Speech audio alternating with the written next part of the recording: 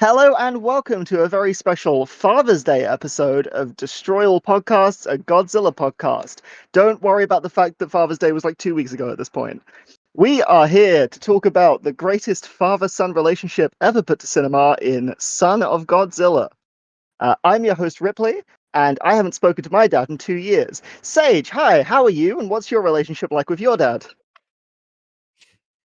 Good. I've got a pretty good relationship with my dad. I get on with him quite well. There was a rough patch a few years ago, but we've kind of patched things up, and we're pretty good now. We're kind of buddies. We go clubbing and stuff together. It's good. Nice. And we're also joined, as always, by Leah. Leah, how are you, and what's your relationship like with your dad? I am okay. I have a pretty good relationship with my dad as well, actually. That's good. Yeah, we just kind of do stuff together. We are slowly working our way through watching classic Doctor Who, but when I say slowly, I mean it takes a few weeks for us to finish like a single story. So yeah, it's slowly. This is a long intro. So I was really counting on this being like an all trans podcast that we'd all have terrible relationships with our dads, so it has backfired on me.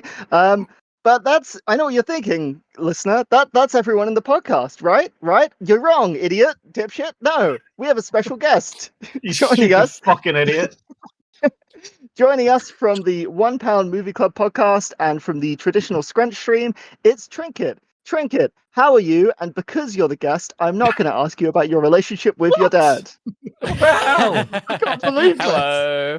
Okay, I will. What's your relationship with your dad, Trinket? Oh god, I haven't seen him in 31 years. So how about Okay, that? nice. Jesus. Yeah. Jesus.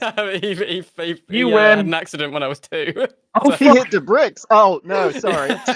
Yeah, that'll stop There I you. was. Oh my ready to mock you God. for having a. There I was, ready to mock you for having a terrible relationship with your dad. And no.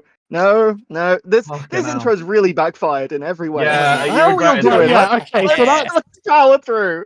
I'm rubbing Oh, my yeah, hands okay, so together that- like a little goblin. That was Is now a wonderful. great time to say that it is in fact £1 Film Club, the podcast. Oh I'm from. fuck! Sorry, it's What a did new you- podcast. I haven't what did you say? memorized it. I said movie club. You fucking idiot. Well, you All right, and then, you and Ripley, some podcast feeds for some reason. So if people search that, sometimes they might find it. I don't know. I'm terrible at Interesting. plugging our guests. Yeah, you're an idiot. yeah, I mean, no, we're about 3 minutes in, and you've made 2 faux pas already. Yeah, you've just really two. fucked That's this. pretty good going for us. Petition to kick Yeah. Ripley off the podcast. But if you kick me off the podcast, I won't be able to go through the excellent news segment that I have for us today. That was a good transition. What's the news? I don't actually know what this is. The news. I'm going to send a picture in the guest channel of the Discord now to give you some That's good. context. The listeners do I have just- access I think- to that. Well, I will Oh. post it on the Blue Sky, but I think this Right, this what is visual will give you some That is- context for when I explain what's happened. Right, okay. That is I'm- excellent. I'm seeing him. Have we all had a look at the what appears to be a big inflatable Godzilla? Yeah. Yeah. Why Yeah. is anti-alias Godzilla wearing nipple clamps? What's happening here? He does look Oh, like fuck. a Hellraiser kind of situation. We have such skronks to show you. Anyway, the news segment. fucking I forgot to do the theme music for it. Sorry, let me try it now. Breaking news. That's the theme music. So really a good. company called Godzilla Fireworks, which is based in Missouri, is offering a $1,000 reward for the return of their 25-foot Godzilla inflatable, which was stolen overnight. Oh no! The company has closed down as they wait for it to be either replaced or returned to them. That's so sad. How would It you is sad. replace it? But Should well, they we- can get a new one, but apparently it's way more expensive now. Makes sense. Why have they closed down? Because of Well, this? I did. There's a wonder load-bearing this. inflatable. Yeah. It looks from the picture. It looks like their business is based out of a trailer. I think they just drive places and sell fireworks. So without the Right. big Godzilla, no one really knows like to find them. makes I think it's Right. kind of fucked. Yeah. That makes sense. But yeah, I I thought was- this was really interesting. That is interesting. I was going to speculate,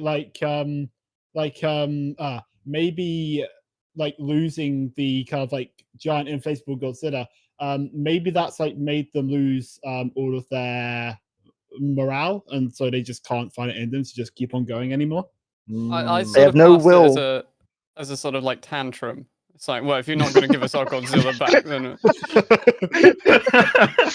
We're Then we done. won't sell any fireworks. Taking my big inflatable Godzilla home from the football pitch and storming off. Yeah, That's good. That's question, well, not good question news, for but all of interesting you. news. They're Yeah. offering a $1,000 reward for its return. If you had it, would that be enough money for you to return it? no. Honestly, no. I would want. I do live in a one-bedroom flat, so I don't really know what to do with it. Yeah, to be same. honest. It'd be on the Yeah, roof. like I don't own the building though, so like That's my fine. landlords would be like, take that down yeah, I No, they'd be mean, too scared. because of Godzilla.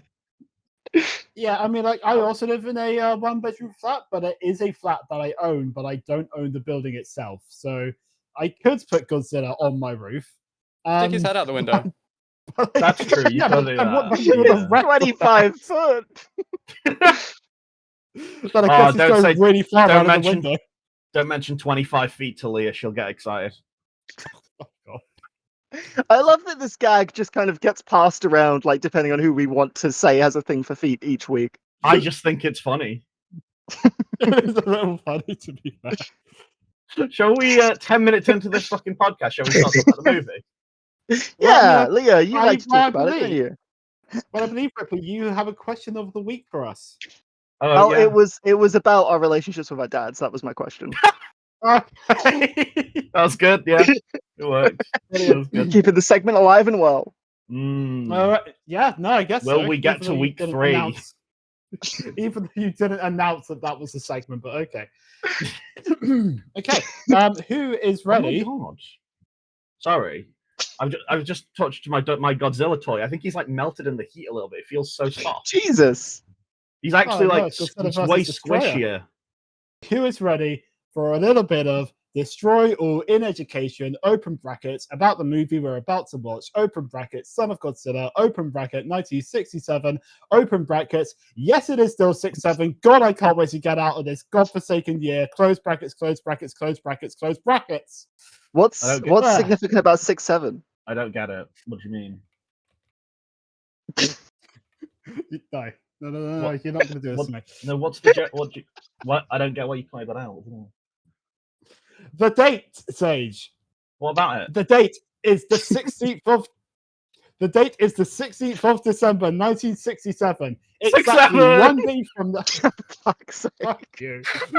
Exactly 1 day from now, Australian Prime Minister Harold Holt will suddenly disappear while out on a swim. Oh But in wow! far more important news, Son of Godzilla has been released in Japan. He probably got Harold Holt.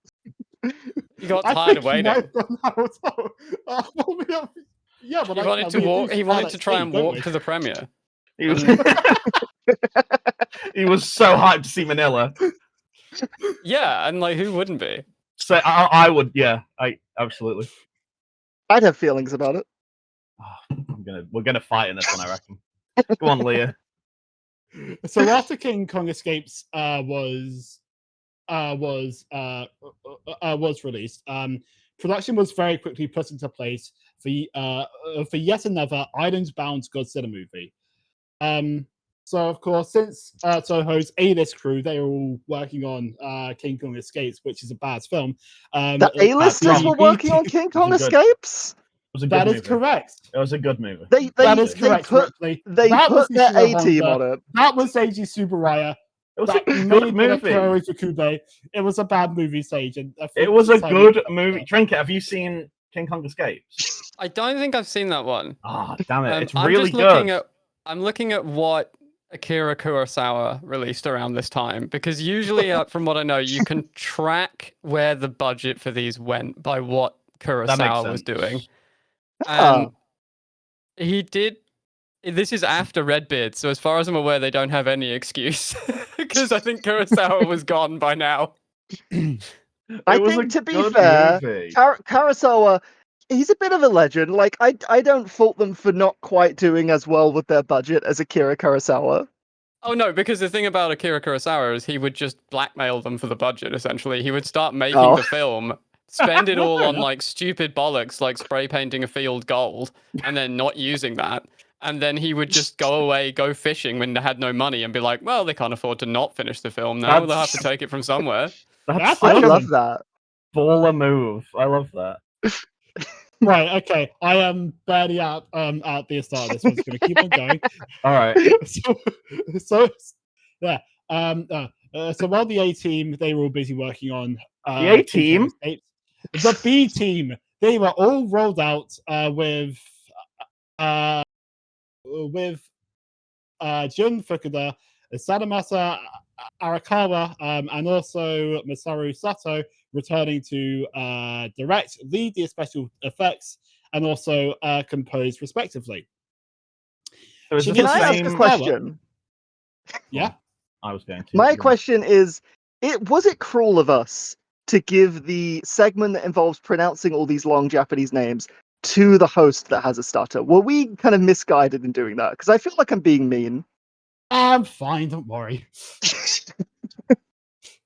Now Go that you for it. mention it, I'll that stop is it. rude. I'll stop interrupting. I also have a question that is about the movie. Is this the Go on, same sir. director as Ebera?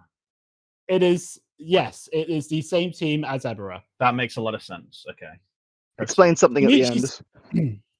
Shinichi Sekisawa once again returned to write, as he had been doing quite a lot for the Godzilla movies by this point.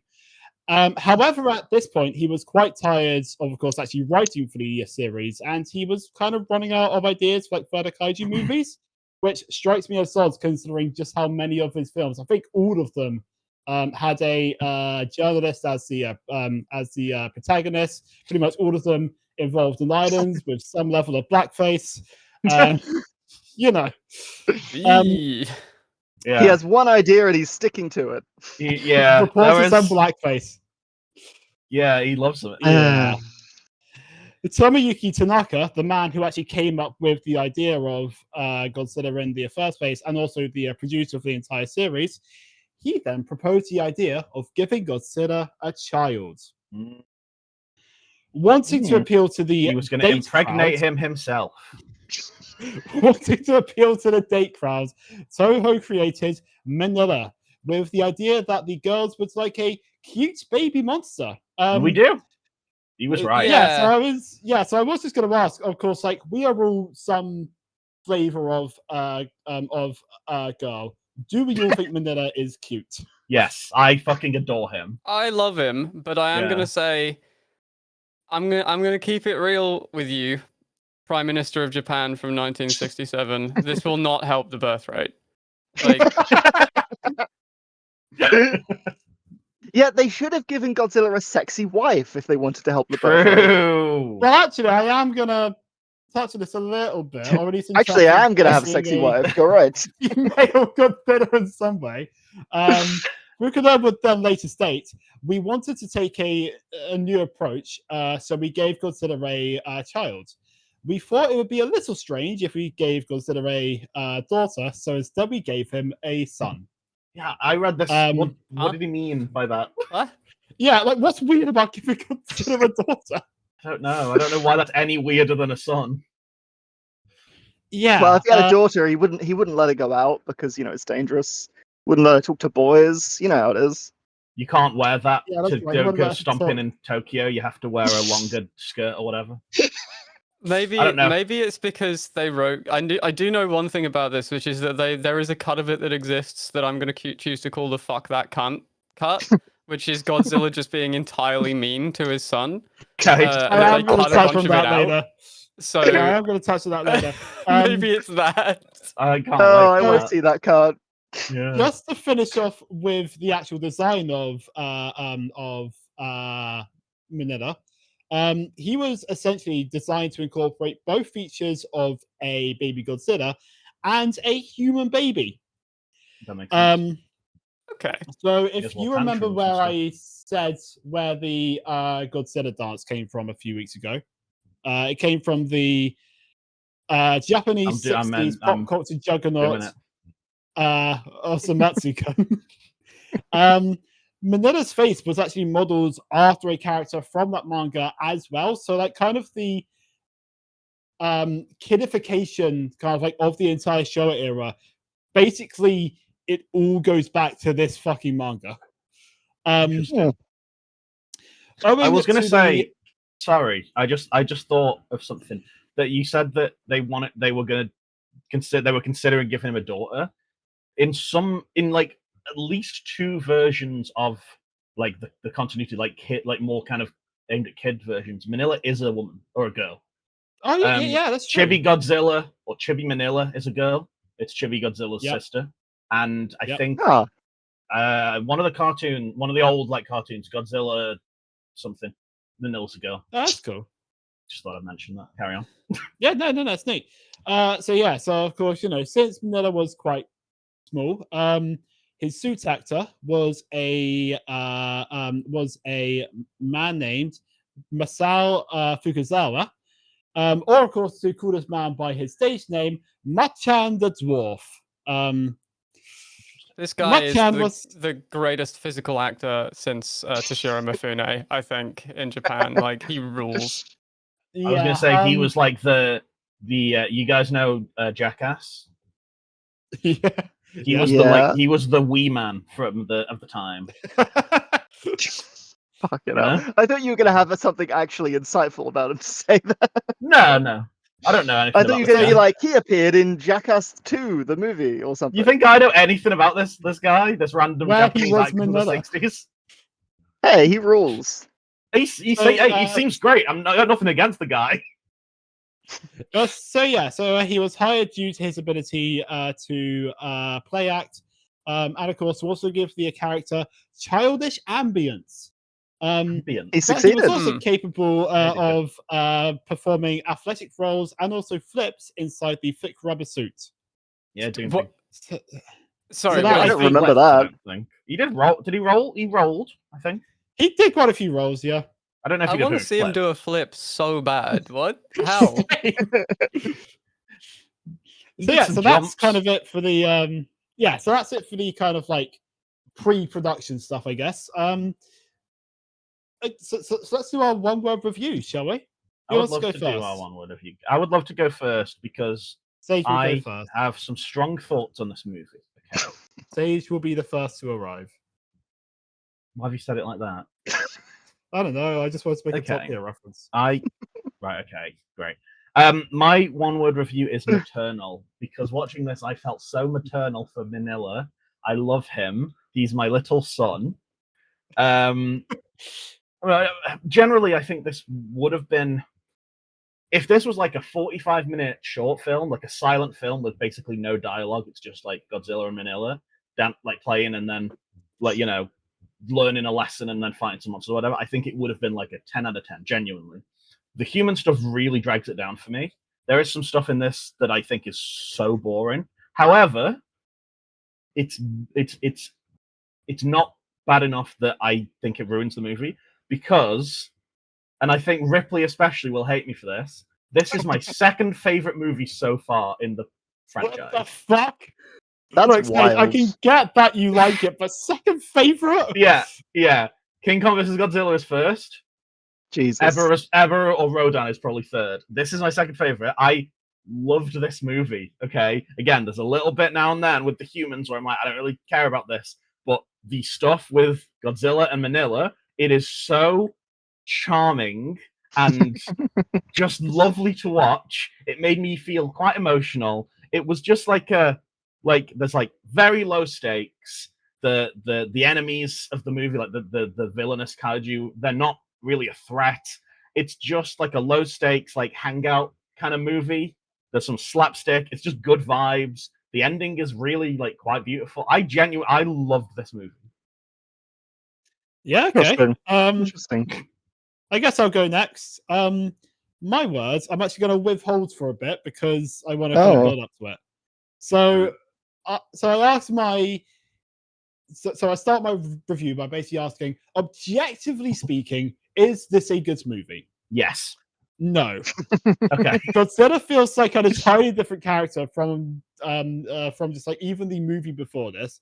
The human story is absolutely nonsensical.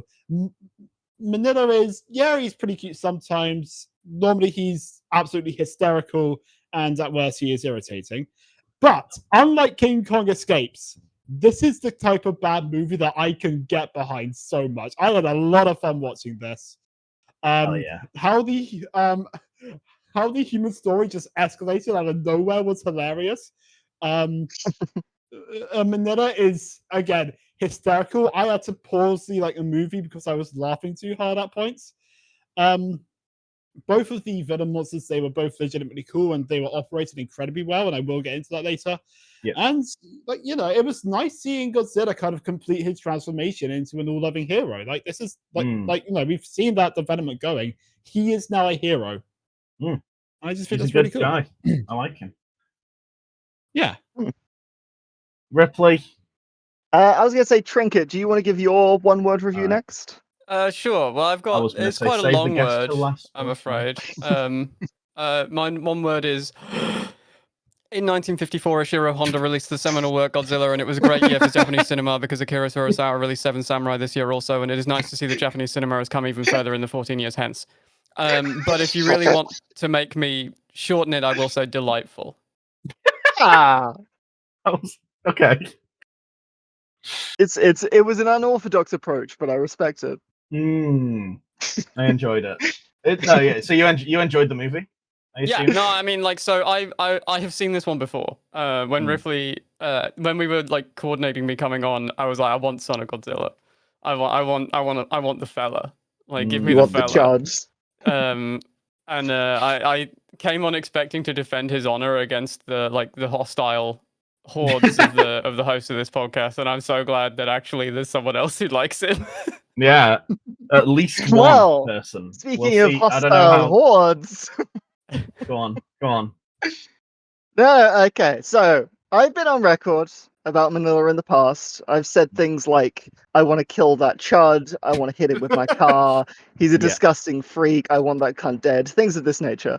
I went back over my guy to see those horrible evil comments. I went back over my previous posts to find things that I had said about him in the past, just in preparation to see how I'd feel. Because I went into this with an open mind. I didn't go into this looking to hate anyone, I was hoping to quite like this because I didn't really remember this movie that well. I think most of my hatred of Minilla comes from All Monsters Attack, which we're going to cover in 2 weeks, where he is pretty we'll get into that movie, fucking movie. So going into this movie, I didn't know if I'd like him or hate him. He's kind of gross at points, but he is very charming. I would even say cute at points. Well, it doesn't give him an excuse. So my one-word review was "ah," and that is I spelled that AWWWW just for the record. That way, if I want to use "ah" again later, I can just use fewer or more W's. You've already repeated words. I don't know why you're pretending that matters. You can't prove that because I thought this is a podcast released to the public. We can absolutely prove that. I thought Minilla was charming. I thought he was weird. He was he is a weird little freak, but he's a weird little freak that I respect. He's a weird little freak I'd invite over to play board games, and he'd knock over the table and he'd make weird donkey noises, but we'd all have a nice time. But in a way, aren't we all weird freaks? Yeah, I just realized I never actually said what my words was. Oh yeah. My words was charming. Okay. Cool. This is a charming movie. Good to have it on the record. Yeah. Well, we all enjoyed a little guy. That's nice. We at least appreciated what the movie is. Some more than others, but that's nice. That's nice that we aren't gonna just be like, this was so shit and I had a bad time. Like we probably are in about 2 weeks' time, I imagine. Fella's in that as well, right? He's a good. He's a big part of that. Yeah, I mean, I'll withhold my thoughts. I haven't seen it yet, but I know a lot about it, and I don't think any one of us are going to enjoy that movie, especially. Anyway, Leah, it's you open up. Yeah, go on. That is right. I will be talking through the movie. Just as a little point of reference, Sage and I watched the dub. I know Ripley watched the subbed version. Trinket, what version did you watch? I watched the sub version also. He's significantly more profound in the sub version. It doesn't translate well. And I think that that translates to "Father, please love me." I'll remember that for Will future this reference. I might need even that. show up in the recording? We'll find out. It should do. I mean, It comes directly over my microphone. Oh, is it not? Ah. I assumed you were doing like a Discord thing. All right. No. Nice. Well, let's right, go so we open on a plane in a stormy sea as a radio is having major interference, and we find out why very quickly. then. Yep. At 1 minute 14 seconds, we find out why. Quickest one yet. Thank you, Ripley. Yeah, Here. I think I'd be shocked if that gets broken anytime soon. Some big boy is here. I feel like at some point there's gonna be a movie that like opens on his eye or something like that, and it's gonna be like Time to Godzilla at 1 second. Like I just feel like it's gonna happen. But so far that is definitely the quickest. Yeah, no, for sure. Yeah, like I kind of like how, of course, just like at this point in this world, running into Godzilla, it's just simply something that just makes you go, "Oh, okay," and you just kind of go the other way. Whereas, not like 10 years ago, he was a genuine terror to even hear off in the distance. Like it's just He's just very a fella funny. now. Like, Yeah, it's just so funny seeing just how the world has just gotten used to this guy existing. I deeply love how he is revealed playing peekaboo with a plane. I think that is. He's quite cute. He looks so bad as well. He looks Oh, so bad. it's a terrible looking suit. Yeah, I think it's not as bad later, but this first shot, I think is probably a different suit, and it does look pretty rough.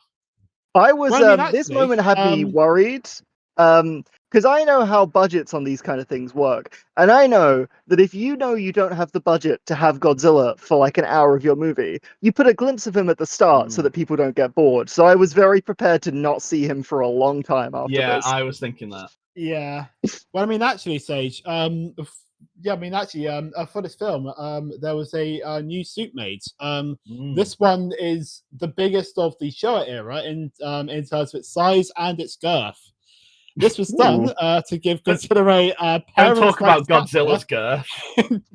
in contrast to Minilla. That makes As sense. a result of its size. I kind of assumed that this was one of those ones where the suit had melted and they were desperately trying to make it work from another film. Yeah, so like as a result of its size, this would be the first movie in which the suit actor Haruo Nakajima, he actually wouldn't be the primary suit actor for the character. This one was going to be a much larger Seiji Onaka until he broke his fingers, at which point he would be replaced by Hiroshi Sekita. There's not much action in this movie. How did he break his fingers? I don't know. Punching Maybe he his fell son. over or something. Yeah, that bit when he like slaps him on the back of the head. He's so mean to his son. He really is. I hated Godzilla's tail in this. I've been on record before. I like when he's got a long tail. He's got a real chody tail in this one. It just looks like a gross like stump. I don't like it. I can't say I noticed how chody his tail was. Don't call Minilla a chode. That's horrible. No, Godzilla, not Minilla. No, Leah said Minilla. Oh, fair enough. So we found out that As I say, we're 45 minutes in. We gotta get going. I bloody well hope we aren't 45 minutes in. Here we are. So we find out that he's headed to an island which is named Solgo Island, and we go there basically immediately. So of course, for me and Sage, this is where we get the opening credits. And we get the best song since the Mothra song. Do you want the song? What was the song? Because you know I got the song. Go on, bring it back, the song. Oh, yes. Oh, this rules. It rules. So good. Good. Is that not in the Japanese version? Then? Yeah, no, I mean, it is. Oh, it is. But just like this is where we would have heard it. They probably got the opening credits at the start of the movie, right? Okay, of course. No? No. Oh, okay. Really? Yeah, it's basically No, the same, I'm this pretty sure. on my girlfriend has the Okay. Criterion collection, and I went over and was like, I'm Same. sorry, love, I'm gonna have to come to your house and watch Son of Godzilla. What a date night. Yeah, no, Yeah, like I did think kind of like with this music and of course like the like shots of the islands, it just looked like some kind of sitcom. It's so cute though. The music's so cute in this. It is.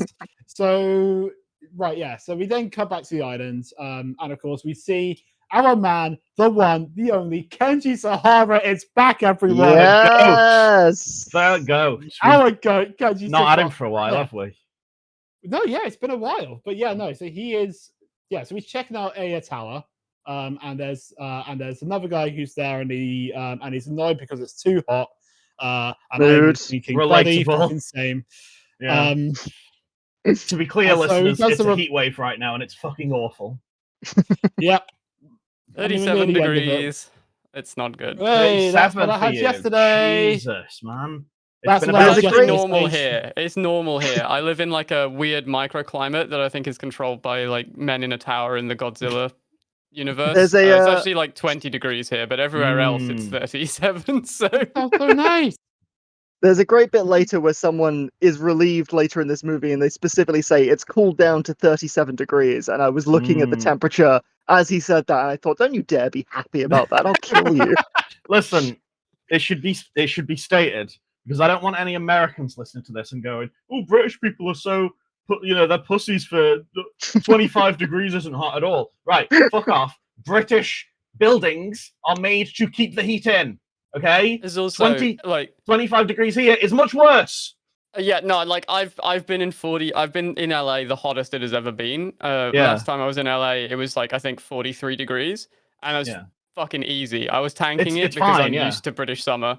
And the Yanks were having a real bad time, and I was like, "What's your problem? You've got air cons, you've got pools everywhere, and the heat is not as bad." What? Yeah, literally. You go on holiday. I haven't been to I've been to like Florida when I was like a kid, but I haven't been to America much. But I've been, abroad a few times, and 38 degrees is like really pleasant in like Spain. I've been abroad for about 4 years now. That took me a minute, actually. That was good. Let's continue with the movie. Yeah, go on. Okay, yeah. So Kenji Sahara, he is just going to be doing some kind of report. And apparently he's doing it lazily or something because he gets told off. And of course, both men kind of head back to their camp, only for a strange noise to suddenly stop them, and they're both a bit scared, but we don't see what it is. Ooh. Very scary. Sizzle. So we cut to the headquarters of the Silence, where we kind of find out that this project, it is headed up by the supposedly famous Dr. Kazumi. Some interferences. Sorry, go on. I was going to say, we learned by a couple characters that he's a bit of a prick. Like, he's a nice guy, but he's like really overbearing and like really strict about work. Is a big kind of theme of this movie. He's a man on a mission. Yes. He is. Maybe he's got ulterior motives. Who knows? Maybe he's got ulterior motives. So we also find out that there's a plane coming to the islands, and a figure leaps down, and he reveals himself to be Goro Maki, played by Akira Kubo. And he's a reporter, because of course he is. Thank you, Shinichi Sekisawa. You really know how to hurry up your scripts. A second Goro has hit the podcast, and like a 20th reporter has hit the podcast. Oh yeah. If we combine, go on, sorry. I deeply love how they think it's a care package coming in, and then they airdrop a reporter in a fuck ass propeller hat outfit. It's like he's like, it's all yellow and red. He looks like they've parachuted him in dressed as a clown, which, to be clear, he's a reporter. They have. Hey. Yeah, imagine thinking it's a care package, you just get some twink. Some twink who's like, my stomach tells me that there's some juicy gossip here, so I'm gonna stay. Yeah, he says that whenever he gets a lead, his stomach starts growling, which is why he's come to this island. What? What I like about this is, of course, that like his her reporter character trait is that, of course, once he finds a story, he just simply never lets go. Much like every other reporter character. Sekisara, buddy, you've already done it, all right. This was the friggin' mouse guy that Sage hates. Oh, don't get me started on the mouse guy. Trinket, do you know about the mouse saga? I don't know. So in the movie Mothra? Mothra. It was Yeah. in Mothra. In the movie Mothra, the main character is I hate him more than any other character in the entire franchise so far, because every scene that he's in, he's like a comedian, the actor that they got to play him. Every scene that he's in, he's doing something funny, and by funny I mean it's like comedy acts that you'd expect to see in like the 20s. Like there's a bit where there's a mouse in the room. He's not doing blackface, but then there's a bit with like there's a mouse in the room, That's okay, and that's everyone else. he picks up the mouse and it goes in his trousers, and he's like squirming around, and it's supposed to be hilarious. And I like in our episode from Mothra, I think it's like a 5-minute rant that I went on about this fucking mouse scene. Oh, like about the length of the Mothra song? Okay, all right. I'm down. Pretty much, honestly, yeah. We could have put the entire Mothra song, but we chose to put my fucking mouse rant in. What happens next with this reporter boy? Right. So the researchers eventually decides basically put him to work. They say he could take a load off of us, and I laughed because that's like me on a grinded 8. You could say. Oh! Ripley got in there this week. Sorry, Sage. You'll get one eventually. What, a grinder hookup? I hope so. So the conversation is then cut short when a giant praying mantis gets a bit too close to the camp. But not that At 10 minutes and 26 seconds. Nice. Say hello to the Kamacuras. Or, as they call it in the dub, Gimantis. Oh, that's quite charming. Yeah, it's quite cute. A good English name. That is a good name. There is a bit later on, which I know I'm jumping ahead, but just briefly because we're talking about it. There's a bit later on where the reporter reveals to the professor, I've come up with the name Gimantis for this giant creature. Gimantis. And the professor is like, wow, only a reporter could have come up with something like that. What do you mean? You've put True, they are all dipshits. You put the word giant and mantis together. What? That's a poor man's home. Like, I do those every day. Yeah. What do you mean only a reporter could have come up with that? Anyone, a fucking child, Minilla could have come up with that. He can't talk. Minilla, or as we call him, Baby Lizard for his English name. The lizard? No. No. Blizzard. Because of the end of the movie, Blizzard. Yes. Yeah, I'm a genius at coming full circle, me. You could be a reporter. I was born to be a podcaster. I truly was. But yeah, I must say I do like how the Kamacuras kind of like they are big, but like they aren't giant just yet. It kind of makes it quite a nice little. They're about the size of monsters to begin with. They're about the size of the Meganulon from Rodan, if you remember that. They're like the Phasmid in yeah. Disco Elysium. Some more big bugs. I haven't played it. I mean, I played it for a bit and then I got bored. They're about the size of the Meganulon. So the next day, of course, Goro is just simply washing vegetables, and he's also used Kenji's Sahara's bathwater to wash them. And he's told about a special delicious food stuff that grows exclusively on the island. So he goes to look for more. And actually, Sage, it is at least in the dub, it's called Soulgirl Spinach. Oh yes, sorry, I was thinking about something else in the sub. I can't remember what it was. I've written here that because he washes the lettuce in the water, and it's revealed that it's already been used to wash boxes. I've just got here that it's called lettuce sweaty bollocks. I don't think I caught what it's actually called. Only a reporter could have come up with that name. So he goes to find more, and he finds shock horror, a woman. No. Anything notable about this woman? No. She's swimming. He is wandering around. He is wandering around before this with a gun that they've given him that I hope only has one bullet. It's like a little hint, like please go away, please. I can imagine that. I don't know why they gave him a gun. To be honest, in case he's just some guy that won't leave. To shoot.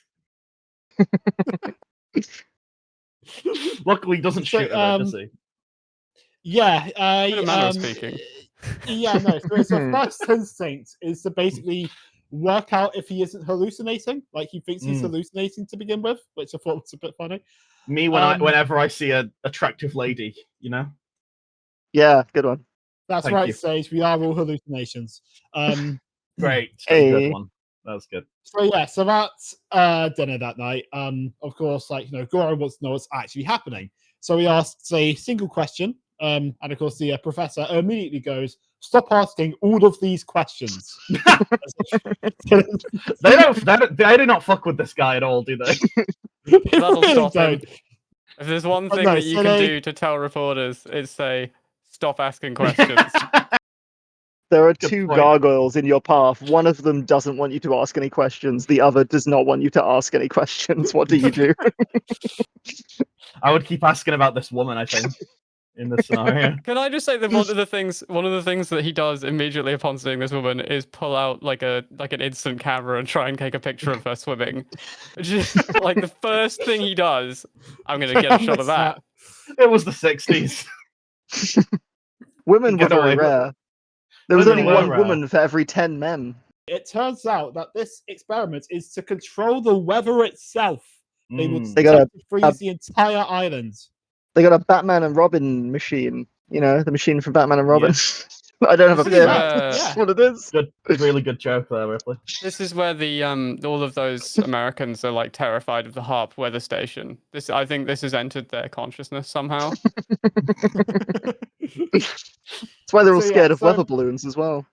Yes. So yeah, so they hope That to turn. They think they're all aliens or whatever.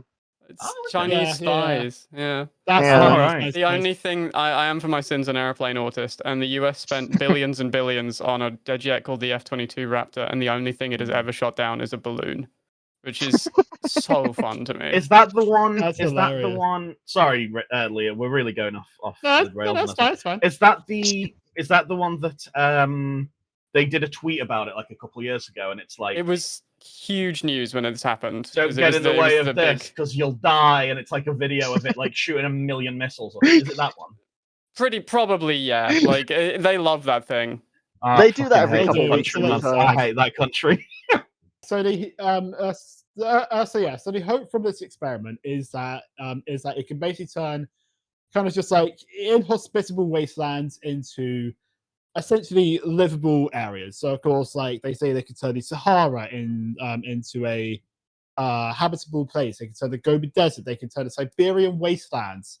However, they also say that they don't want it to fall into the wrong hands because it could be worse than the nuclear bomb, which is a strange thing to say in a film franchise that is entirely centered around the nuclear bomb, or at least initially Oh. was. They don't say that in the sub version. Oh, Okay. They What say do that they- it could reproduce something an effect similar to nuclear winter, but I don't think they say it's worse. They just say Oh. it's could be Oh. Okay. bad. Oh, yeah. interesting. Which I think makes a lot more sense considering how they activate the weapon, which we'll get into very shortly. Yeah, So a mini nuclear they, bomb, right? Yeah, pretty much. So And a they weather then balloon, prepare wait. the experiment. Yeah. Oh, hang on. I think the Americans just might be onto something. They might be onto something here. Yeah. How do we know that all of those weather balloons aren't just actually nuclear bombs? Just mini Well, ones. because they're getting popped by F-22s, and so Oh, presumably yeah. things would go very badly. It's a I really do good think point. that it's an interesting product of the time with the idea of like harnessing technology to change the Earth. I think the Soviets actually tried something similar. Like they put a satellite in orbit that was a big mirror, and they tried to make it daytime all the time. It Oh, didn't really yes. work, but I they think I've really heard wanted about to this. try Oh, it. did it not? I assumed it was just always daytime in Russia. I will be Maybe. I think it's honest. I think it's when- never daytime in Russia, right? I will be honest. When they mentioned kind of like freezing entire countries as like a super weapon, my thoughts went to fucking Geostorm, the really bad 2019 movie. My thoughts went I to Man thought of of- Steel. I'm having a look for that one. Thank you. I'm My flicking thought that went away. to Die Oh, Another that would be Day. perfect for your podcast. Yeah, That would that's be Yeah. good £1 film club. such Yeah. a shit movie. It's been nice to watch some actual fucking cinema for this. I'm really And that says a lot about the films you watch, huh? yeah. So, yeah. So as the researchers prepare for the experiment, Maki kind of escapes to basically go find that girl again so that he can warn her.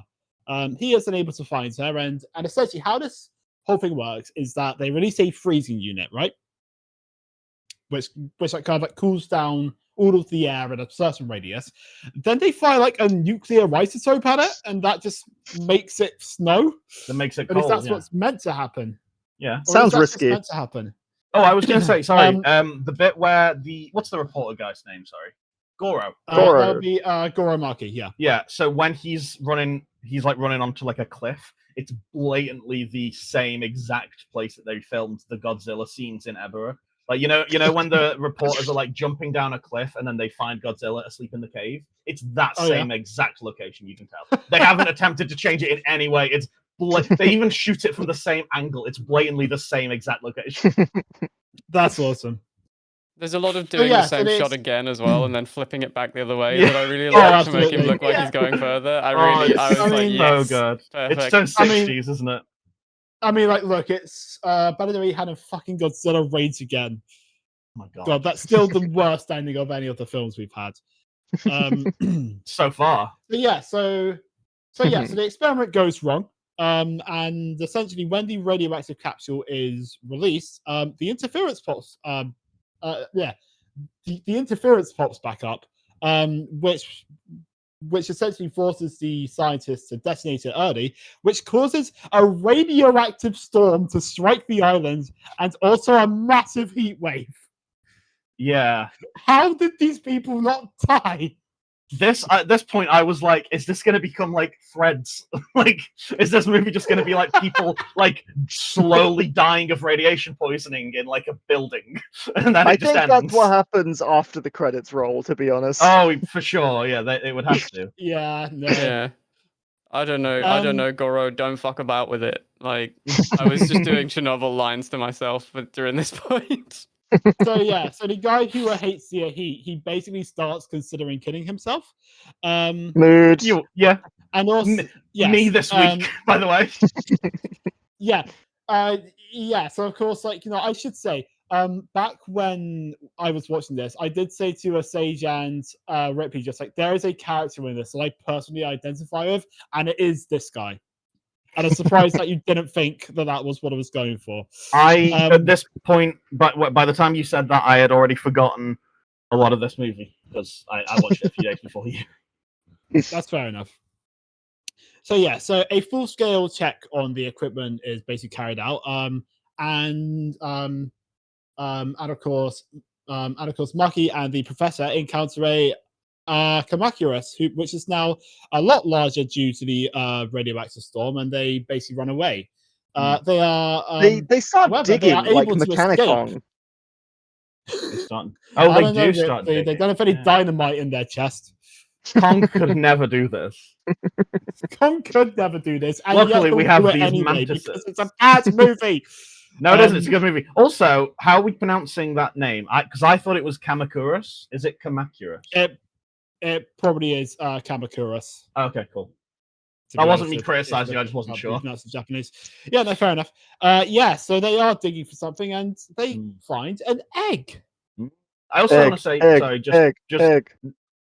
Thanks. Now that we get a proper good look at the Kamakurases, they look great. Really good. I love them. Puppets, whatever they are. They look really good. They are indeed puppets. Okay. Yeah, they are puppets. That makes sense. They look incredible, genuinely. You can tell that pretty much all of the budget to this movie went towards like the puppets for them and for the, well, we won't spoil who shows up later, but for a certain creature that shows up later. Yes. So it is decided that it will take about 10 days for the repairs to be carried out. And of course, this is where the guy who hates heat, who I should probably just say his name. His name is Furukawa. He just says that I fucking quit. I don't want to be here. I want to go home. Radio somebody to take me home. And then the radio is also knocked out, and he just basically storms inside. But then also it turns out, and this is the most pointless little thing that happens. He says the main guy, he says the radio is broken, and then it is revealed that he's lying. But then like 10 minutes later in the movie, the radio breaks. So why did we do this? Yeah, that is a good Yeah. point. Why was he lying? I don't know. It never Okay. comes up again. The So- guy from I don't know. And The woman also, shows up briefly and then runs off. Yes, So why was she here? because she stole Mucky's shirt for some reason. Yeah. Oh, yeah. She does. Yes, true. Is this the point she has the conversation with him about? No, that's later. She No, has the that's a No, little it's bit a little later. bit. Yeah. Yeah, it's a little bit. So the Kamakuras, they basically the egg either hatches by itself or they force the egg to hatch. Could I I, think a bit of could I both. read I out think my notes in turn for what happens here? Absolutely. By all means. First I write, the mantises are trying to eat the egg like how Minilla eats our mail, which is a nice reference to a segment we have. And then I We'll get wrote there. that the egg is cracking, and then in brackets I wrote me sucker 2020, Nice. and then I wrote time to Minilla 29 minutes 35 seconds, because that is when he pops out of this egg and he's a slimy, disgusting thing that rolls all over the place. And let me just do a quick plug. If you want to see mine and Ripley's genuine reaction, and we might have posted And Leah's Leah, actually as well. Leah's will also be Okay. uploaded. Yeah, I'm Rick. If you want to see our genuine initial reactions to Manilla's reveal, go to the Blue Sky, because genuinely I recorded it just because my friend, I've told my friend about Minilla and they're just a big fan. And I just wanted a video of Minilla for my friend, and I just couldn't stop laughing. So if you want to see the reaction, go to Blue Sky. It's so funny. He's slimy and gooey. I quite like he's squishy as well. when they're trying to. I quite like that when they're trying to hatch the egg, like forcefully hatch the egg. That all of the Kamakuras are like crowded around this egg, whacking it, right? But because they're puppets, it does look to me like they're like sort of Fortnite dance taunting it. Yeah, they are just kind of like wiggling around, around it, aren't they? Yeah, They're doing just kinda Orange bully Justice cycling and being like, "Get the fuck out here." What's everyone's go-to Fortnite emote? Oh fuck! The only time I've played I don't it. play Fortnite. I'm sorry. I can tell you my story if you want, but it will take a hot second.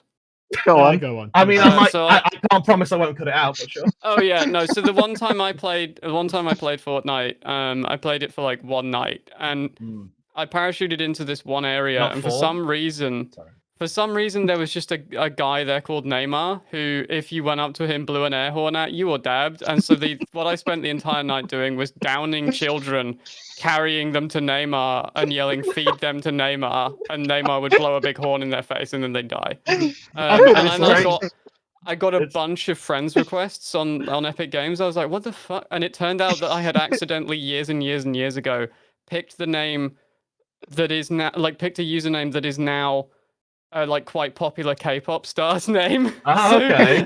I was like, maybe I can just go like, well, pay me some money, K-pop man, and I will stop feeding children to Neymar for you. Or just as impersonating this K-pop star, be like, I know a really good podcast you should check out.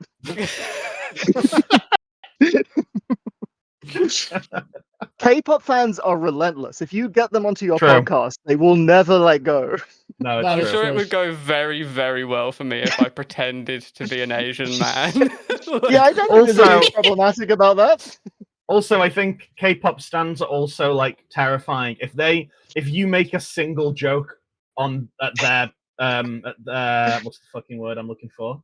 At their expense. At their idol? Thank you. Yeah, at their expense, they will slander you until you kill yourself. Official stance of the podcast. Yeah, we have nothing against any K-pop stars for any reason ever. Please be nice to us. Apart from the official stance of my podcast. Pay me money, otherwise I will keep feeding children to Neymar.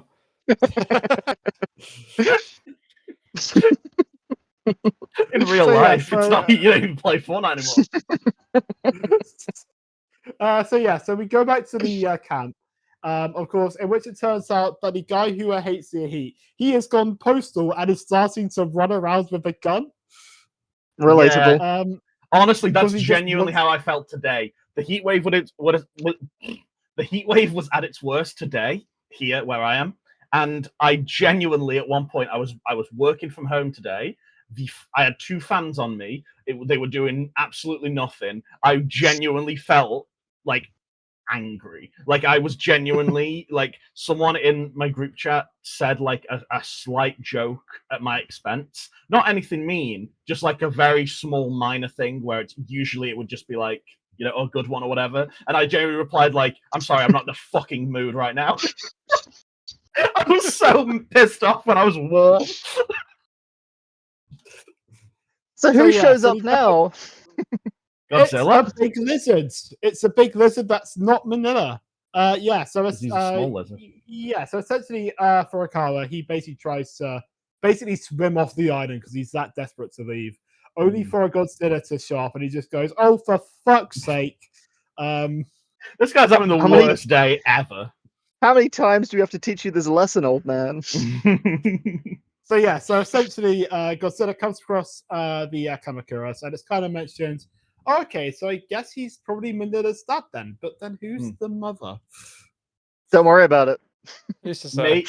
Maybe we have a letter. Maybe Minilla has stolen a letter that we've received about that. That'd be that we'll nice, get to yeah. later. For context, That'd be Trinket, nice, we yeah. have a whole lore about the male segment that we'll get to. Ah. You'll find out. Maybe it works like the 90s Godzilla American remake. it's Oh, yeah, It's an yeah, yeah, yeah. asexual Born pregnant. reproduction thing. Yeah, maybe. Godzilla and Yeah. Preg. Finally. Maybe. Don't say Well, finally. that- You've been waiting for it, have you? I wasn't ready for that. So yeah, so essentially, That really Godzilla threw you off, kills didn't it? one of so Godzilla kills one of the Kamakuras, Yeah. chases off the other two, and then he just kind of wanders off, leaving Minilla behind. Well, I I wanted think- to. Curious go. I wanted to. Oh, sorry. Go on, Ripley. I was just saying, I think this scene is really cool because he suplexes one of the mantises and then he blasts one as it's flying at him and it just gets Yes. launched and set on fire. It's That was sick as very hell. cool. And then Manila's Very just cool. standing there making pingu noises. It's great. Yeah, he's Well- going like, hang on, I've got the button. Oh hell yeah! What else have I got here? Yeah, there you go. Things of this He's nature. cute. One thing I will say I really do appreciate about Minilla is he's got more than one fucking noise. He does. Yeah, no, you know Everything- what? That's used for sure. Right? He's quite versatile. Everything like it's something that I have thought watching all of the old Godzilla movies. I've gone through a couple of them. Is that they probably should have recorded more than one noise. And I know that's like maybe for all of the creatures have one noise. So like the Godzilla roar, iconic, right? Loses something a bit for me when it's like Yeah, and it really is that as well in a lot of them. Yeah, especially like when he's doing his dance and stuff. Oh yeah, It's like how great I don't know if you know this. The iconic scene in The Simpsons where Sideshow Bob steps on a rake and goes like, Yes. "Ugh." I Yeah. can't do the noise, but he was only able to. The actor, fucking Fraser, I forget his name. Kelsey Grammer. That's the one. He was only able to make that noise once. He could never replicate it. So, like, Oh. 20 years later, they'll continue to do the stepping on a rake bit. And then it's just, like, noticeably worse audio quality, that noise, That's every funny. single so time. good. I've never noticed that. That's That's really awesome. funny. I was gonna say about the Yes. scene. It's a cool scene, Godzilla showing up, but also it really because we get a bit. Manilla's just hatched, right? And Minilla at this Yeah. point, we didn't really go into it. He's like a brown, slimy creature. He's like kind of frog-like. He's he crawling looks around. exactly like a frog. He does Yeah. look like a frog, like a fat frog that can't walk. So He he's looks crawling like around. if you've ever seen that like tinned chicken where it's an entire chicken in a tin and it's covered in that like dog food Oh, jelly. he does. Yeah, he kind of does actually. That's a good Yeah. comparison. I was gonna say it's quite cute because he can't even walk. So I don't know if this is now exactly, but I've written it now, so fuck it. Kamakura throws a rock at Manilla's head, Oh yeah, yes. Oh my god, that was the funniest thing which is incredible. I have ever. It was Godzilla. Yeah. fucking Yeah, no, they hysterical. do this thing where they fumble the rock back and forth. I say fumble. They like move it back and forth quite skillfully and then throw it Yes. like at his head. Like and, they're charging up speed or something. So I don't know how true this is. And I apologize as this is complete bollocks. That's fine. That's what this podcast is. It's all misinformation. My girlfriend said to me that there's a lot of that in this film, and I don't know if there's any more going forward, because Japan won the volleyball several years previously at the Olympics. And so they were that kind explains so much. That explains There's a lot of as volleyball well. in these films. Yeah. And Rodan. And also There is a lot. Yeah, and also King Kong versus Godzilla. Oh my god, that explains that. That's like the last puzzle piece we needed. That's incredible. That's like filled in so many glad gaps. that's useful. Oh my They do god! volleyball all the time. When did they win Oh the my volleyball? God. Is that nonsense, or is she having me on? But no, apparently that is true. Wow, that explains I'm just so gonna claim much. it's true. Hey, if it's not, it's fine. Who's gonna check? Do you know what I mean? Yeah, it's fine. I want to say as well, Godzilla yeah. in this fight, Godzilla like turns around quickly to I think just aim at one of the Kamakurasas, and he accidentally whips Minilla in the back of the head. And Minilla falls over because he can't walk yet, and he's like crawling, and he's just like rolling around his back like, ah! So good. Yeah, like there is a fine line between making something cute and making it just kind of pathetic, and they I love it. He's a little bit of both. He was just born seconds ago. I'd like to see you survive a fight against some mantises if you were just born, Leah. Well, all I'll say, Sage, all I'll say to that is that, of course, like, you know, when I hatched from my egg, I was beautiful, okay? And so were you, and so was Ripley, and so I'm was gonna Trinket, say this. I'm gonna say this. Babies are inherently ugly creatures, okay? They get cute eventually. When they're just born, they're fucking horrible, okay? Minilla is cuter after he's born than every other newborn baby. That's fair. I'll agree with you. When He's making a funny noise immediately, so he's making cute little noises. Babies just cry. I was not beautiful. I was doing really shit makeup. I was wearing an ugly dress that I got from a thrift store. No, I disagree. Oh, you were doing a trans joke. Sorry, I thought you were you're saying when you were a baby. Sorry. Oh, I was definitely not beautiful when I. Yeah, of course, Sage, because we all fucking hatch from eggs when we're born, don't we? I thought you were doing a joke. I was not beautiful when my egg cracked. I was wearing I mean, I was mostly wearing dresses that my ex lent me, and like really shit makeup and stuff. Like no, I don't know. There's a beauty in that, but it's more of an emotional beauty than a physical beauty. You know what I mean? Yeah, that's fair enough.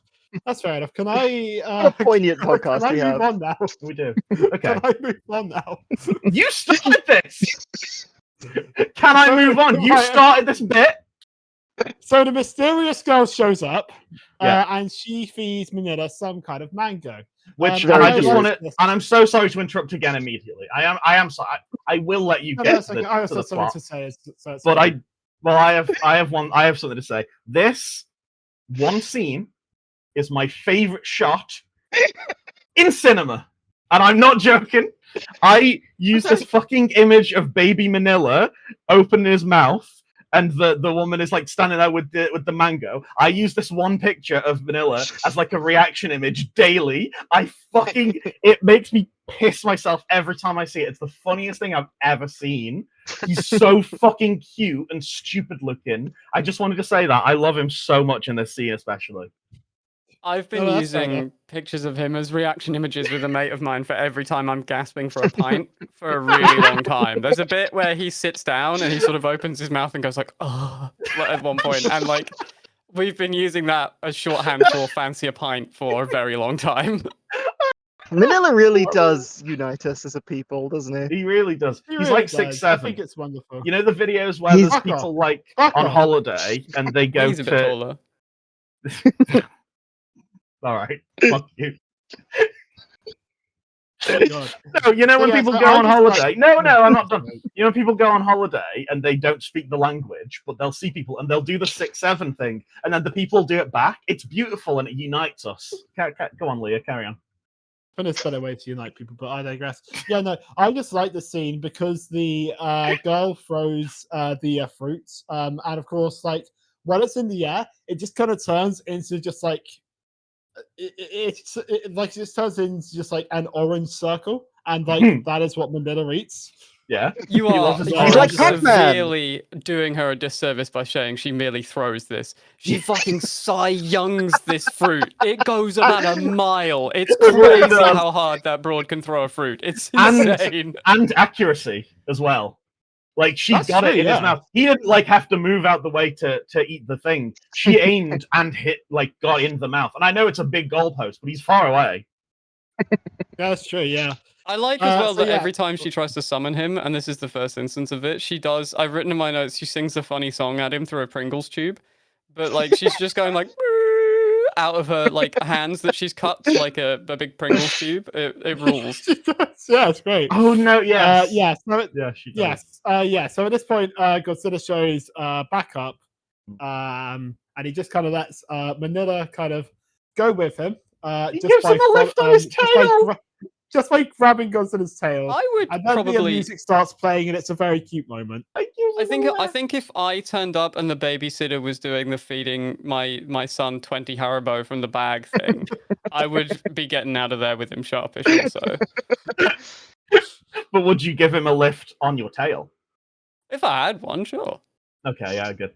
I just think this is so cute that he gives him a little lift. It is very sweet. I like this. Adorable. So yeah, so the girl goes into the cave where she comes across Maki. She eventually introduces herself, and this is an interesting thing that I found out. In the dub, she is called Reiko. In the subs, she is called Sayako, I believe. Yeah. What is with that? That's I awesome. have no idea.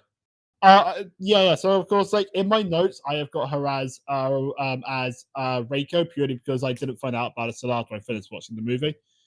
Do you so guys like? I'm going to be calling her Reiko. Well, I was going to say you guys, but I guess Ripley and Trinket, you wouldn't have probably noticed because you're not Japanese, so you probably can't pick up on, like accents and Correct. stuff. But just something I've noticed. But Leah, did you notice that she has like really weird, like broken English that she's like yes, I trying did. to do some kind of like it feels offensive, but I don't know to which nation specifically.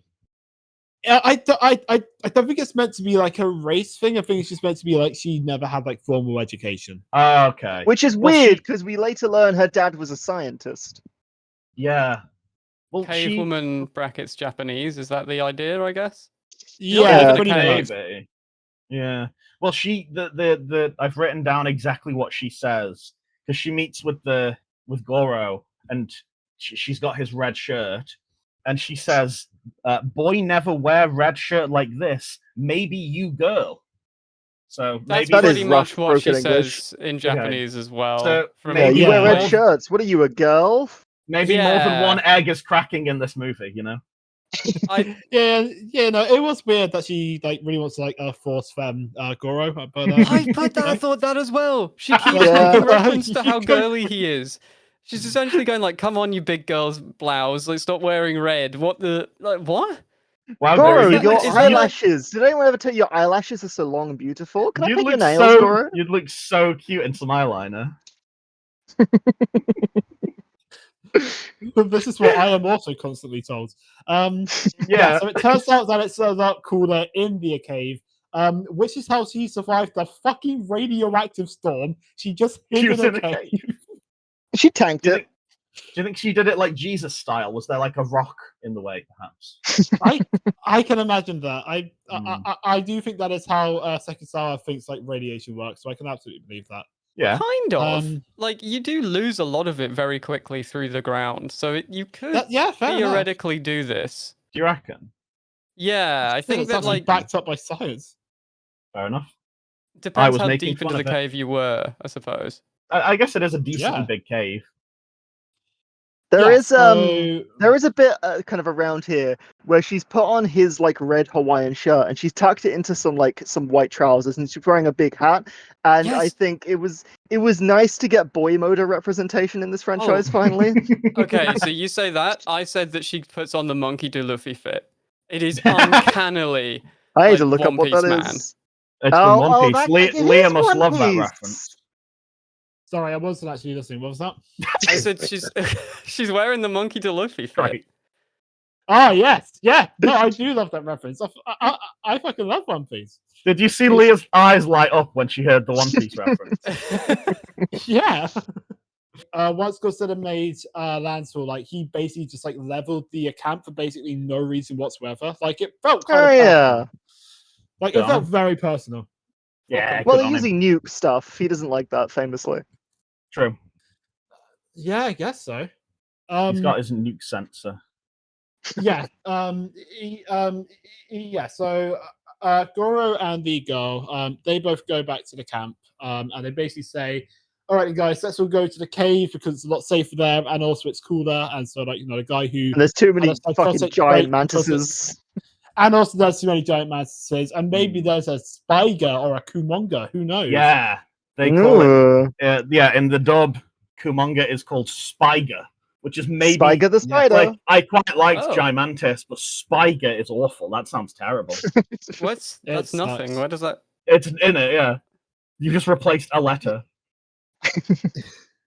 So yeah, so of course, while they move all of their stuff, by a red lake, Minilla kind of like plays around with a rock and he tries to jump over Godzilla's tail.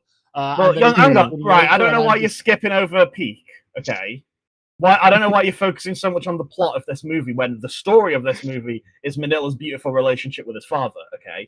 Minilla Right, has sounds grown up a little bit over the last few hours or perhaps days, I don't know. He's no longer brown might be and minutes, to squishy be and honest. wet. He's now grey and a little bit taller, and he can walk now, so that's nice. He trips on a rock, and he's a little goober, and he plays jump rope with Godzilla's tail. Like Godzilla's sleeping, and his tail's kind of swishing a little bit, and Minilla just like jumps over it now a few times, and then at one point he like accidentally jumps on the tail, and then he falls over again, and there's a lot of slapstick, and I quite liked it. I thought it was quite funny. I wrote down that Minilla has wandered around and wandered up to a lake of fire, which is where he belongs because he's a sick freak. No, he's nice. I think he's quite No, sweet in this. He's I a like him. lovely I boy. like him. When I said that this is the greatest physical actor since Toshiro Mifune, I was only like sort of half kidding. Like the guy in the suit has done a wonderful job of capturing a Oh, toddler's yeah. movements. Like it He does have fully a lot looks of like a childish toddler. ambience. Like Yeah. it's really well done, and that is hard to fucking do. Like toddlers have perfect posture. It's like because if they don't, they fall over. So like it's one of those things that like it's actually really hard for an actor to do. So to do that in a big rubber suit, like I have so much respect for that. It's a genuinely absolutely. good performance. Genuinely. Also, Leah, you just said childish ambience, and I didn't get a chance to say, oh, Donald Glover. Great. Dumb joke. Good Move on, comment. move on.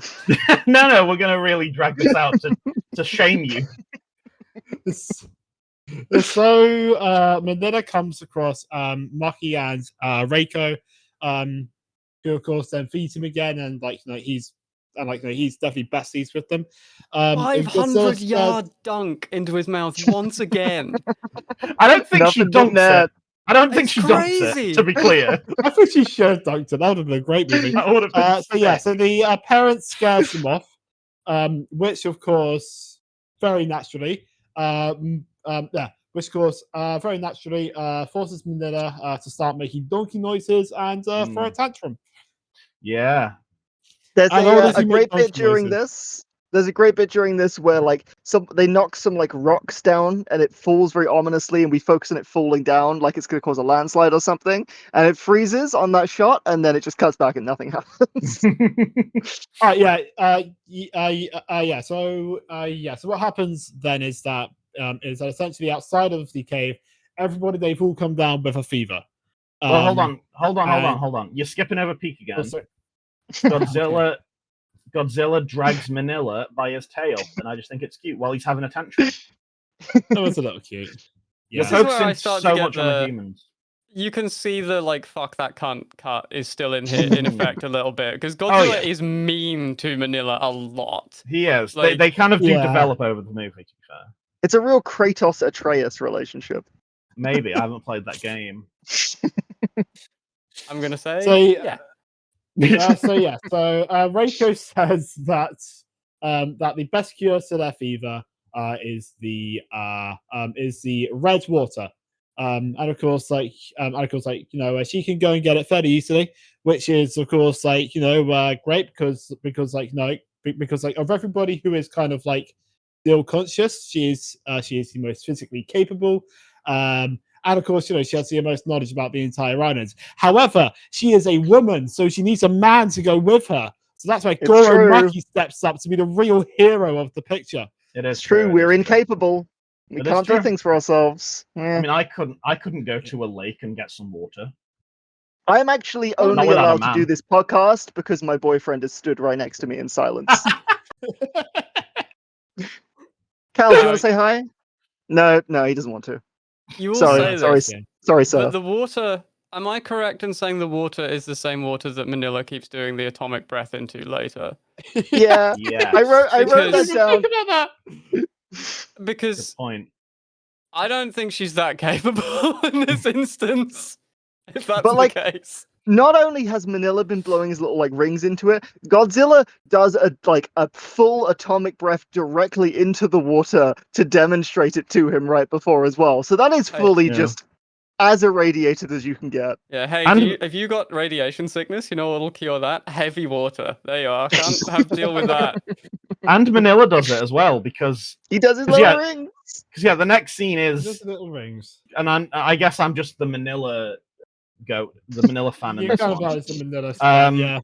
But so Godzilla. Because let me be clear. Most of the human stuff in this I do not care about. The reason I love this movie is because of the relationship between Godzilla and Minilla. I find it so adorable. So Godzilla is trying to teach Minilla how to do his atomic breath, and it's cute. It's adorable. Manila can only do little smoke rings, which I will say this will sizzle for next week. I know they come in handy later. He looks like that one video of that fat 6-year-old child blowing smoke rings. Do you know the video? Yes! Do you know the one? Yes. What? Oh my god, he kind of does. It's a very famous video from quite a while ago at this point. I think it's in Taiwan or something, but it's just a really fat 6-year-old just blowing smoke rings really casually out of a cigarette. You two are significantly older than me and Leah, so we don't. We're more cultured, yes. Yeah. Godzilla is being mean to him again though, because every time he does the smoke ring, he fucks Godzilla clubs him upside the back of the head, and then to get him to do the full thing, he stamps on his tail, which is I've got the drop of what it sounds like. He's just kind of having a nice time, and then I mean, it works. It did work. To be fair, if you're go on. I was just saying, I think if this scene, how there was a translated conversation between kaiju in an earlier movie, if this was translated, it would be Minilla kind of being like, I don't know how to do it, Dad. And he'd be like, I'm not going to raise no sissy boy. You blow a fucking proper atomic breath like a man. Godzilla does threaten to punch Minilla, to be fair. So yeah. Okay. They do have a nice moment where they have he teaches him to the roar though. The roar from Minilla, it does sound so cute. It's it's quite sweet. That is very cute. I will say that I do agree that Godzilla is kind of mean to him, but also I think it's you can't really fully compare it to a human relationship between a parent and a kid, because if your kid, because they're big lizards. Well, that obviously, but also if you knew that your kid had a superpower and he really wanted to learn that superpower, if it meant that you had to punch him in the head or whatever, if it would make him happy and it would teach him the superpower, you'd do it, right? Well, that's why I think I would. I think I'd that's like more. What if it was the only way? I think a visual learning approach. But it's the only way you can do it, so I think you'd have to. I think this is why I compared it to the Kratos-Atreus relationship, because it's initially Godzilla's very just do it properly, just fucking do it. I'm gonna hit you, just do it. But by the end, I feel like he's warmed up to Minilla and he's accepted that Minilla can be perfectly capable, and it is quite sweet. Yeah. You also got to remember that Minilla is adopted, and Godzilla didn't know about him until today. Godzilla has showed up on an island, and he's like, I think I've got a kid over here. I think there's just another me that's just hatched. I'm gonna go check this out or whatever. It's reverse imprinting. He sees a child and he's like, well, it must be mine. I guess it's mine now. It's like Toriel in Undertale. Yeah, I guess so. No. If you say so. Have you not played Undertale? I have not. I have played Undertale. Okay. I know what you're talking about, Sage. Don't worry. Well, Deltarune is the best game ever made. And everyone needs to play Deltarune because Chapter 5 just came out and it's the greatest game ever made. Just So what happens next in the movie? Godzilla What gives happens Minilla a next in little the head movie? pat as a well done. What happens next in That's his the little head. movie, Ripley? Of course, is that Furukawa once again loses it, and then just starts trying to shoot people. Like he just starts firing shots, and he actually hits the professor in the arm. He's until hunting the he, most dangerous game, which is weird given that there's a much more dangerous game on the island. Now I've said it. Yeah, that would but really they don't. change that novel if a giant like Godzilla showed up or a big spider or Yeah, something. He's like, oh, none but- of this Yeah. hunting man bollocks. This Yeah, is way but- better.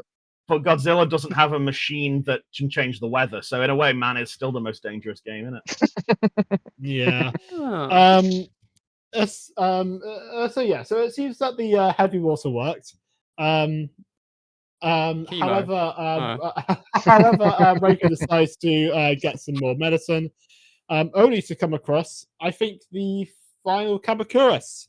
So she calls for help, and of course, some heroic music starts playing, Trinket, if you will. Oh yes. There's that again. I love it.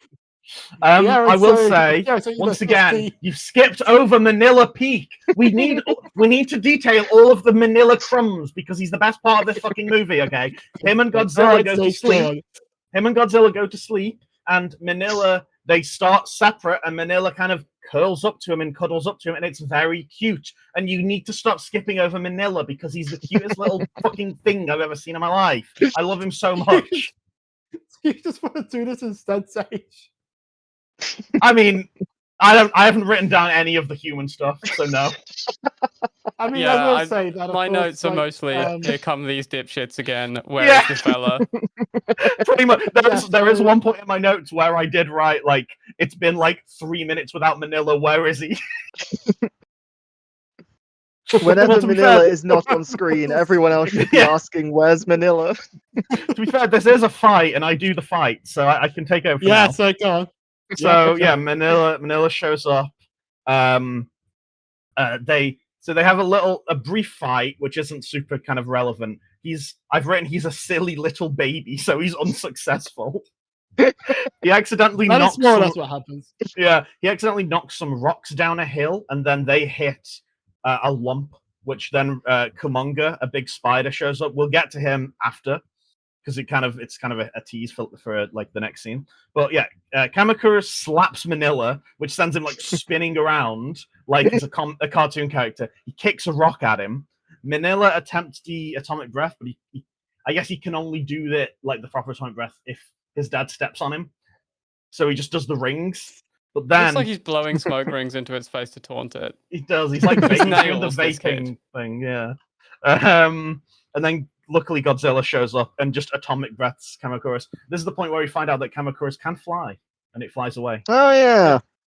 They can fly. And that's the fight. It's a very brief fight. There's not much action in this movie. And as you said about Kumonga or Spiger, this is revealed at 57 minutes 33 seconds, and I think it's really sick the way he climbs out of the rocks. It looks so incredible. Awesome. It's awesome as hell. Yeah. I will say that as a fun fact, this was a very elaborate puppet with at least 2 to 3 operators basically working to do each leg. Wow. Yeah. It's very impressive. That's- Like genuinely, this might be the most impressive creature so far. Very Maybe cool. other than Ghidorah, possibly, because I know that was a pain in the ass to do. Yes. He's maybe it's my really favorite antagonist kaiju of the franchise. Really? Yeah, I think you can agree with that. Wow. Ignoring Godzilla and Mothra, and that's I guess Minilla. Those are the 3 friend kaiju. He's my Yeah. favorite evil kaiju. Fair enough. Kumonga is. Yeah. Interesting. Okay. So, we go straight after the humans. And it turns out that, of course, knives won't cut Kumonga's string. However, heat will. Heat from fire, one might say. Yeah. That was purely for Ripley. Thank you. So they escape Oh, fuck, I just Kumonga, okay. even though he keeps hunting them. I know. Sorry, Trinket, go on. Oh no, I just understood that joke. I will say that I do have a little fact about Kumonga, if you would like it. Yeah. Though. Go ahead. Because the silk comes out of his mouth, right? Like he's like spitting it, going like at them the whole time. Great impression. There is a species of spider that is named after him because that's so cool. most of them spin from their ass, and that one spits it. That's awesome. Very cool. Oh. So they discovered that spider after this movie came out, I assume. Well, if they did it before, that would be weird. But That'd be crazy. Right. No, I meant like, was it? I don't know. I'm just all right, fine. So the radio is fixed, Sage. The radio is fixed, so they can all call for outside help. However, they need an outdoor antenna. Before we move on past this scene, though, I do think so. There's a bunch of shit where Kumonga is like spitting webs at the people in the cave, and they're kind of like they're trapped in there. And he's trying to like he's got one of his legs, and he's like trying to like scratch at him through the like really narrow cave. And I thought this was like genuinely quite a spooky scene. Like it was really cool. It reminded me of King Kong 2005. Yes, like he's a very legitimate threat. He's good. Scary. Like but I'm not one of those people that sees a spider and like screams for 5 minutes. I'm pretty chill with them. I just think Kumonga is like really cool and spooky. He's good. I mean, I don't know. I'd say I'm scared of spiders in real life. Like I know a lot of people who are like arachnophobic have like if they see a picture of a spider, it's like they'll freak out. I don't have that. I'm a bit scared of him in real life, but like this guy's he's intimidating. Yeah. So I actually did forget to say, Kumonga has like webbed up the entrance to the cave to try and basically starve out all of the humans. But it turns out there is another exit, which is how Reiko was kind of swimming around and then she disappeared earlier on in the film. So they basically use that exit to basically go and set up the outside antenna so they can call for help and get off this fucking island. And the professor decides to just start the experiment again just so they can freeze all of the monsters for no reason, by the way. Yeah, Absolutely they're leaving. No like, I don't know. I think how's the weather? And I've just written beggars can't be choosers, so let's make it worse. Well, I was like, gonna say there's like it's like 50-50. Either we freeze the monsters that we've already escaped from, or we like nuke everything and make like global warming and we all die. So it's like naturally we're gonna take this risk. I'm gonna try it. Well, I think just high risk, no reward. Again. Well, because it was established earlier that the reason that we may have mentioned it, I actually don't remember. The reason that the first experiment failed is because Manilla's egg hatching, his like cries for help because he was being attacked it was like a signal to Godzilla, and that's what interfered with the signal. So like I think they've worked that out at this point, and they're like, well, Manilla's fine at the minute, so it's probably all right. Also, I do think that it's probably the professor because he's like throughout the movie very he just obsessive. Wanted to do it. He's obsessive about really this thing. So I think it is a thing of like we've put all this time and money in, we're going to escape now. Like, do you want to just try it again just in case? Not to make this out to be more poignant a movie than it actually is. I do think it's a nice movie, poignant. but it's a beautiful movie. It reminded me a lot of how, like, in World War II, when the Americans developed the nuclear bomb, the plan was to use it on Germany. And then by the time they'd finished making it, Germany had already surrendered, and they were just like, I don't know, Japan? All right, fine. We got to use it somewhere. I spent so much fucking money and time on this, so we're fucking using it. I don't care. Yeah. It's kind of that vibe. It kind of is, and I love that, and we all love that.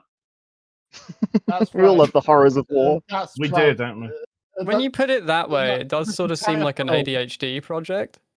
The Manhattan Project, ADHD. It's just like, well, I've put, I don't know. Well, I might as well. Yeah. Well, yeah, because they kept putting it off. This entire film is actually a metaphor for World War II. That is true. So it turns out that, of course, like since there hasn't been any signal for like days, there was already a ship headed towards the island. So they just kind of go, all right, guys, let's just do the experiment, and then we'll piss off. However, you said that Minilla by this point is more or less fine. He is not, because he has come across Kumonga and says, you want to talk us through a big fight. I would love to talk us through a big fight. So, Kumonga, well, first of all, he webs up Minilla, and he also webs up the last Kamakuras. Yes. It's not super relevant, really, is it? Because I don't think the Kamakura Just a loose end to tie up. I think it is. I think it's just like we've got the real villain now. We don't really need these things. Yeah. He's got like a stabbing thing from his mouth that he can do. So he can shoot webs out of his mouth, and also from his mouth he got like it's like one of those like guns that shoots just like it like extends a metal rod quickly and you kill sheep with it. You know those things? Oh yeah. Yes. Yeah, The No bomb them, Country yeah. for Old Men, the Anton Chigurh gun. I haven't seen it, so I was going to say it's like from the movie It, Chapter 1, 2017. Also, Anyway, yes. big fight time. Godzilla shows up, throws a rock, as he often does, at Kumonga, untangles Minilla. Then Kumonga tries to web up Godzilla.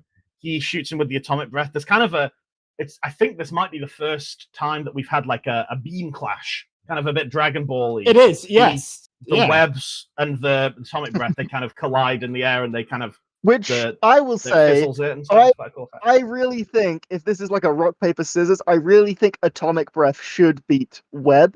But, Yeah, I'm not maybe. writing the power levels of these characters, I guess. Yeah, but this is like old Godzilla. He's lazy and he's lost his power, and Kumonga's a big spider. You know what I mean? Yeah, a He's big tired. spider. Parenthood really takes it out of you. He really Yeah. does, to be fair. I'm saying that as if I know. Anyway, I've got a cat. So then he does his big breath again, but then Kumonga webs Godzilla up successfully. It's taken a while. Minilla steps up and he successfully atomic breaths the webs. Yeah.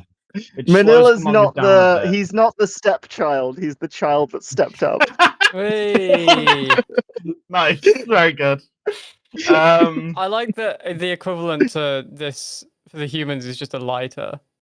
So they can just light it on fire normal style. It really undermines the scariness of the scene when he's just like, just gonna get that. Fuck! Yep. I forgot when Goro first produces the lighter when they're trapped in the cave and they have to climb out with the spider shooting webs at them.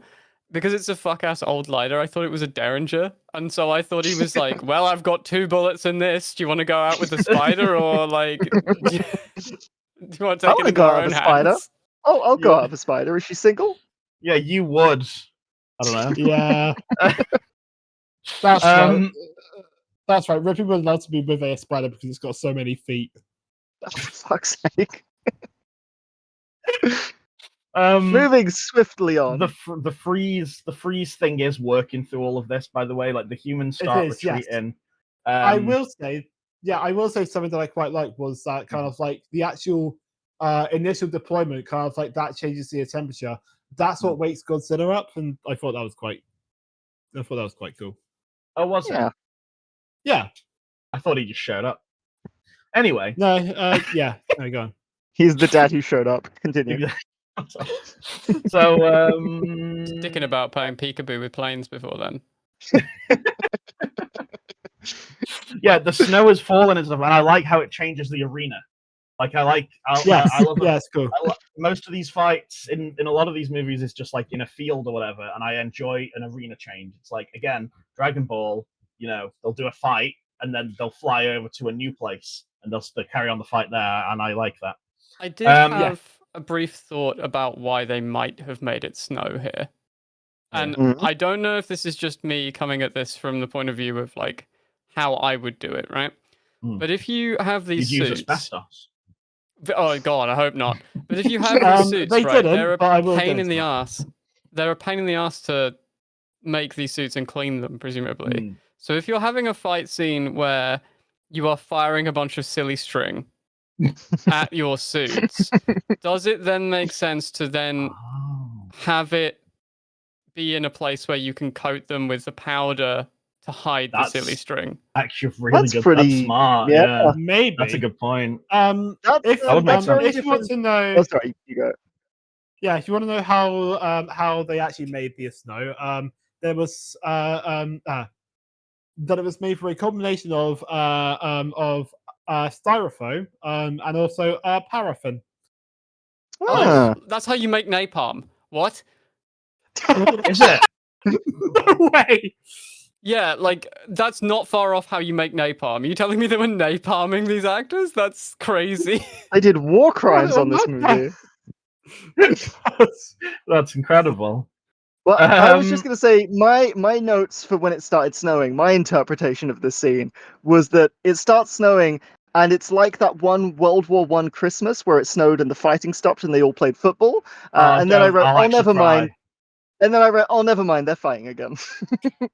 I thought they were going to stop. You thought they were going to play football? Or they'd probably play volleyball, wouldn't they? That would be sweet. Like a friendly game of volleyball for once in this franchise. That'd be nice. I mean, Ebera, they did it. It wasn't friendly, though. It was very aggressive. That's very true. Anyway, Godzilla kicks over Kumonga, and then Kumonga does his eye stabby thing, or he does his stabby thing, sorry, and it hits Godzilla in the eye. So Godzilla's kind of blinded.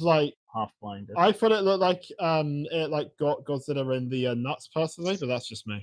Yeah, the angle was odd because it didn't. When he was trying to stab Minilla earlier, it went like a couple inches, and then in this bit, it goes like right up to his eye, and it's nowhere near. So I don't really know how that works, but it's fine. I sort of read it. Firstly, the shot where they established that Godzilla's gonna get got is so funny. Because it's like a shot of Godzilla, a shot of the mouth, a shot of Godzilla slightly closer, a shot of the mouth, a shot of Godzilla even more close.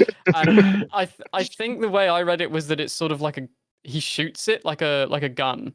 Okay, yeah, that would make sense. He's playing darts. Yeah. Then I mean they punch for a bit as they often do, and then I mean to carry on with the Dragon Ball references, it's just on my mind today, I guess. Godzilla and Minilla do a father-son atomic breath like Goku and Gohan. It's so cute. Do you guys know this reference? No. Yes, I know the reference. Okay, Leah knows the reference. That's good. Sorry, Ripley. I am sure you'll find out one day. Yeah, maybe. Bit of sizzle for 4 years from now. So yeah, they do the double atomic breath on Kumonga. Kumonga sets on fire and just burns to death, which is pretty great. I love that when Kumonga dies, he does curl up like when a spider dies in real life. Yes, cool. I did enjoy that. A lot. And then that's the fight. And then, I mean, well, Leah, it's your episode. Do you want to? Yeah, I mean, we're pretty much at the end now. So essentially, Godzilla kind of goes, well, I mean, that's it for this. I'm just gonna go. And essentially, he just kind of wanders off. Minilla tries to follow him, but he gets too cold and he just starts to collapse in the snow. So it's very sad. At this point, I should say, go on, sorry, Trinket. I like that at this point. I noticed that Minilla was doing like African American slang, because he turns to Godzilla and he just goes like. I can't say I get the reference. He's just saying wagwan at him all the time. He starts around here. Oh, that's good. That's good. We are cancelling Minilla. No, I don't know if you can be saying that grey, slightly brownish, slimy baby. He can say it. It's fine.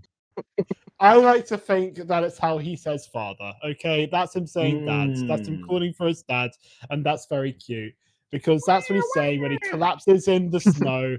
Sage, you can't say that, but yeah, that's what he's saying when he collapses in the snow.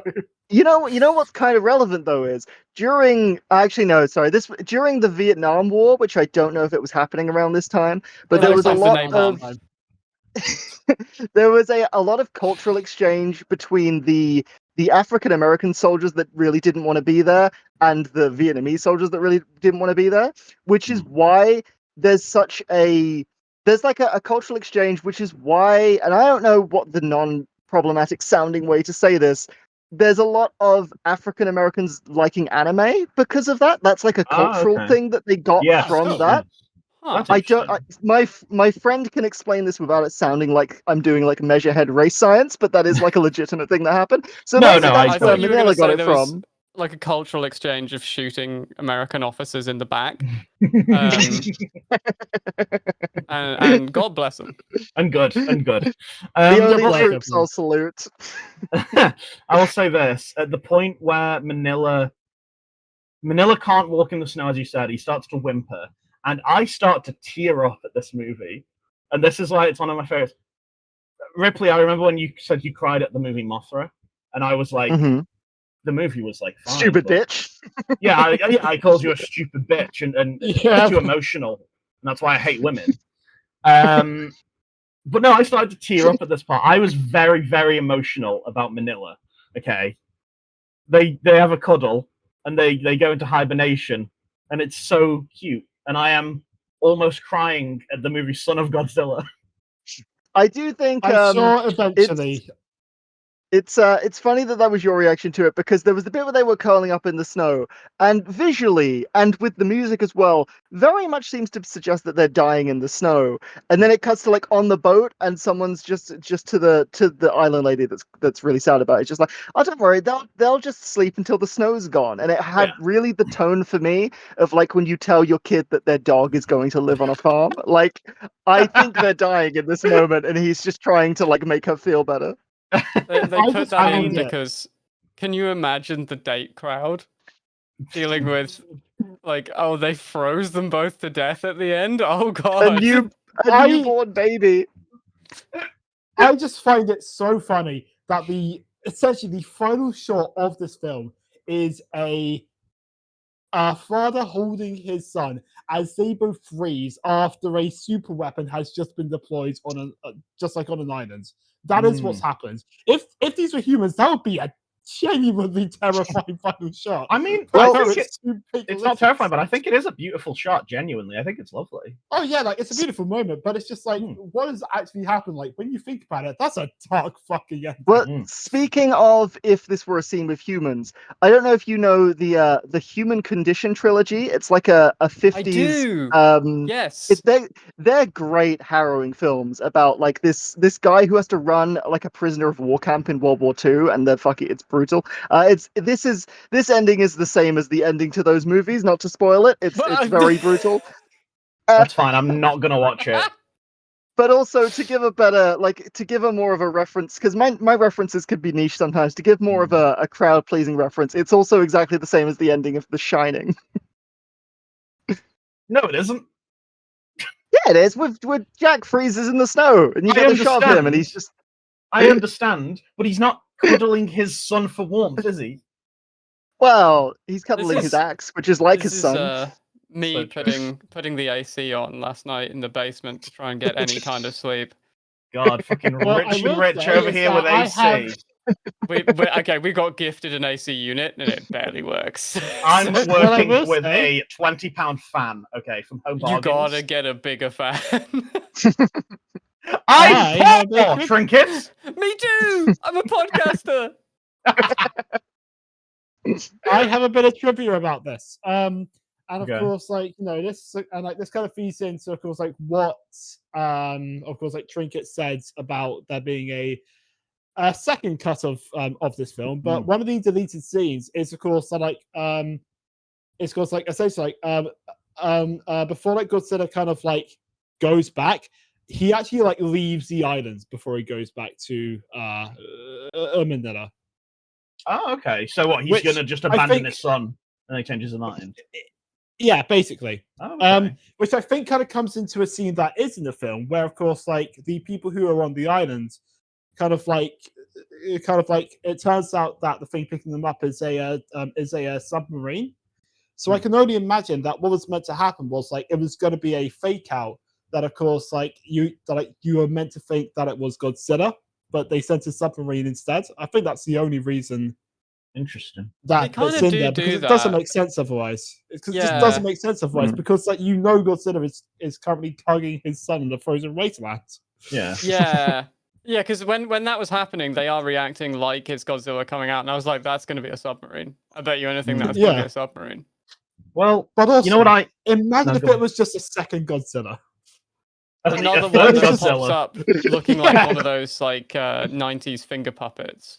Like, Well, it would be a third Godzilla because this is already the second Godzilla. Oh, that's true. Yeah, yeah. Technically, Manilla's the third Godzilla, so it would be a fourth. That's fucked up. Anyway, I think hibernating in the snow is pretty cool because it's cold. This is the segue. Do you like it? Do you like the segue? Yeah, I love it. yeah. It We are reminds 2 hours me of- into this. Please, for the love of God, segue.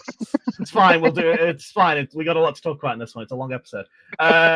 Cool count time. Cool count time. Roll the theme. Sick fights and banging tunes, funny gags and mighty roars. Cool counter, at them on the counter. Picking out the highlights and adding up the score. Will they disagree? Only one way to be sure. Ripley, Sage and Leah will punch, punch, punch. Crunch, crunch, crunch. This is the cool count where we ignore any themes, any characters, any plots in favor of just the coolest shit ever. This is a pretty light movie for cool shit because it's mostly just cute. But Leah, what cool stuff did you find this week? Well, do we want I to start have with got- Trinket, our guest? Well, I was going to say Yeah, we let's can start set with the that. tone, but sure, if you want to yeah, kind of no, throw sure. in at the deep end. I like the lady who can hurl a fruit 500 yards. I'll give you that, completely I'll give you that. effortlessly. I think that's Absolutely. quite cool. I I think think that that's iconic they- because of Sage sending pictures of it all the time, so I'm willing to give it that. Yeah, okay, you know I- what? That's right. I'll put it on. I like it, that there is at the start they have a big land sonar. I think that's quite cool. A big I don't land know how they've got sonar? that. I don't know if that exists. What do you Um, mean? Is a land sonar like if you're a furry, but like for entire countries you have a Oh no, land like sonar? in their like when they detect the aircraft coming in, right? It's a sonar doing it. It's going like boom, Oh, right. Yeah. Oh, which okay. I liked. I'm It's out a of little bit of respect, I'm not like putting that in the convention cool of the count. time, not out of understanding respect things. for you, Trinket, as a more experienced podcaster, I will treat you the same as I treat my co-host, and I won't accept that on the cool count. Okay, all Yeah, right, I won't accept it either. okay. I like that they treat a reporter like a dipshit. I think that's kind of cool. I think it was Um, funny. I don't think it was cool. I think Yeah, it's cool that's to do cool. that. I think it's I cool think to it's cool treat to be reporters mean like to shit. people. Reporters. Oh yeah, Um, sorry. Subhuman scum. So you're saying this like they're fucking like warmongers or something. I'm sorry, like, they're not great. Some of them are. I think as a trans person in Britain, I think it's a perfectly acceptable Okay, thing. fair to, point. Actually, very thing fair to point. feel. Right, yeah, fair point. I like. You know, I like. just for that, I'll agree. I'll agree with that. I think that I the little won't, like 'cause Sputnik weather it's balloon fine. mini they send up is cool as hell. Okay. Like that looks cool. I think it's yeah, it's kind of cute. I think it's cute. We have to be harsh. Um, We have to be harsh. I'm sorry. Yeah, we have to be harsh. I like the big spider. He's kind of Yes. I'll give you Yes. that. Among Spider. Us Godzilla. in general, yep. cool. I like Godzilla suplexing a big mantis. I think that's kind of cool. I have that written down, so yeah. I agree. That's about all that I can think of offhand. That's fine. That's a good list. That's 3 making the cut. That's pretty good. You know what? You've nailed the cool count. Oh shit! format. Actually, I do have one. Like the professor. There's a little detail with the professor that when you know we said they think Godzilla's coming out of the water at the end and it's the Yeah. submarine. The professor, the first thing he does, the second they think it's Godzilla, is he gets out a tiny little hammer. And if that is not the coolest customer, then you tell me what that is. He reaches gonna fight straight for a Godzilla tiny with a little hammer. hammer. You can go look. He has a tiny hammer in the rowboat. I don't They think fight that's Godzilla. cool, but Yes. I love it. That's cool. That's- I didn't notice it, but that's sick. Yeah. I Hang on, won't call it cool, I'll get the but cut up but and I show do you a love it. screenshot for after. Yeah. If you can. Yeah. Yes, Absolutely. No, I'm not accepting gonna say that. it's cool, but Okay, Leah's not. Leah's Yeah. being- I would have accepted it, but Leah has voted it down, so I'm afraid Yeah, not. Leah's like you know, every like talent show has like a mean judge. That's Leah. I mean, Wait like, till you know, see Leah's- it. Though. someone has to Leah's be. the Simon Cowell of this podcast. Someone has to be. If I can go for mine, so I had 4, Yeah, but I believe Trinket's already said one. So so my first is Kumonga waking up. Like when it like slowly just comes out of the earth and. I do think So it's I cool, but think- I feel like it's kind of summarized by like Kumonga in general. Yeah, I think so So too. I don't think that's an additional one, but I agree. Okay. Okay, so my next one is kind of like when Godzilla like shows up to the Kumonga fight and he just starts ripping the just the thing apart. Like he just is on top for like a solid minute. It's just very cool. Like him like beating down Kumonga. Yeah. And, like flipping him and stuff. Yeah. Because he's full of fatherly rage. I like it. I don't think it's cool enough for the cool count, Leah. Yeah, I don't Okay. think so too, either. I'm You afraid you we're being can't be very t- harsh. You can't be too liberal for the cool count. So now you're both being Simon Cowell. I get it. We're not liberals on this podcast. And my last one is the father-son atomic breath. Yeah, I did that. Yes. Absolutely. Any like Oh shit! I- Can I add one? yeah, quickly? of course. Yeah. The Sure. father-son duo roar they do. Yeah. Oh. Yeah, Yes. I'll give you that. That was good. That was So good. both the raw and the atomic breath, they're both going on there. Yes. Yep. Yes. All right, Ripley, you're So- next, I guess. Yeah, go on. Oh, the If bit you where rip it up. Godzilla, where one of the mantises launches himself at Godzilla, and Godzilla atomic breaths him and sets him on fire. I think that's cool. I had that. Yeah. Like he's Yeah, he's no. fully on fire, which is very sick. Let's see. We've got Kumonga. Oh, the scene where Kumonga, like they're all in like the narrow cave, and he's Oh my trying to god, he claw does at have them. a hammer. Sorry, Ripley. Look at what Trinket's just said. He has a little hammer. That's sick as That's hell. awesome. That's amazing. That's incredible. Yeah, that's absolutely on there. Oh my god. Sorry, Ripley. What were you saying? So yeah, the scene where Kumonga's like trying to claw at them in the narrow cave, I think that's really cool. Yeah, That was pretty cool. Mm-mm. I'll give you that. I'll give you that. And I think we've covered this with the joint roar and the joint breath with Godzilla and Minilla. But I did write that the loving bond between a father and son is cool. But yeah, I think that's covered by what you put. I think it's very sweet. I don't think that's it might be too general. So I don't know if I have any new ones. Oh, I do. Kamakura's throwing a rock at Minilla. that was hysterical. I don't know if it's cool. All right, fine. A lot of mine Yeah. are like I did write somewhere like this is more cute than cool, but yeah, I'm assuming you guys won't accept Minilla itching his little belly at the cool count. He No. does a lot of like. Have you ever played like? Are you familiar with the character of Monty Mole from Yeah. Mario? Oh, yeah. 'Cause he's Oh, yeah. doing the like Monty Yeah, he Mole do. tummy Oh. pan throughout this whole thing. He is kind of yeah. Sometimes I it like, think looks that's like cool. he's like doing like a jack off motion when he's just kind of standing around. And, Don't Yeah, do yeah. that. like I couldn't not say it. He's a little baby, Leah. So Okay, how many do Dave. we have on our cool count in the end? We're not. have I'm not got done. 7. Oh wait. Oh, no, I I thought am. you. Oh no, sorry, I am done. How many have we got? Yeah, then? that's 7. That's 7. That was 7. Which is way Before we higher get than I thought. Before we get into any like outros or plugs or anything like that, I did want to steal from Trinket's podcast that I named incorrectly earlier, and I would like to ask, and I guess this is mostly for Trinket, but it's for you too as well if you'd like. Okay. Would you pay £1 for this movie? I would 100%. pay like for a DVD copy. You mean? Yeah, for a DVD. I at a would charity shop. pay. I would pay £7 for this movie. Shit. Maybe That's like 10. 7 times like- what I pay for everything. The That's I like £7 this movie a lot. podcast? I mean, I pirated it, but I would have paid if it was available. Anyway, that's all. Um, That's the whole question. All right, great. Thanks for that. I have really bad news, though, guys. I have really terrible news. Oh no. Right. Obviously, he's around these days, and Trinket's confused. Yep. She doesn't have a camera on, but I can tell. But I have terrible news. Minilla, he's fucking stolen the mail again, guys. I'm sorry. I'm sorry to be the bearer of bad news, but he keeps fucking doing it. We need to get like a lock on the fucking mailbox or something. We've got mail. We've received mail, and Manilla's stolen it all. But luckily, we've chased him down and we've got it back.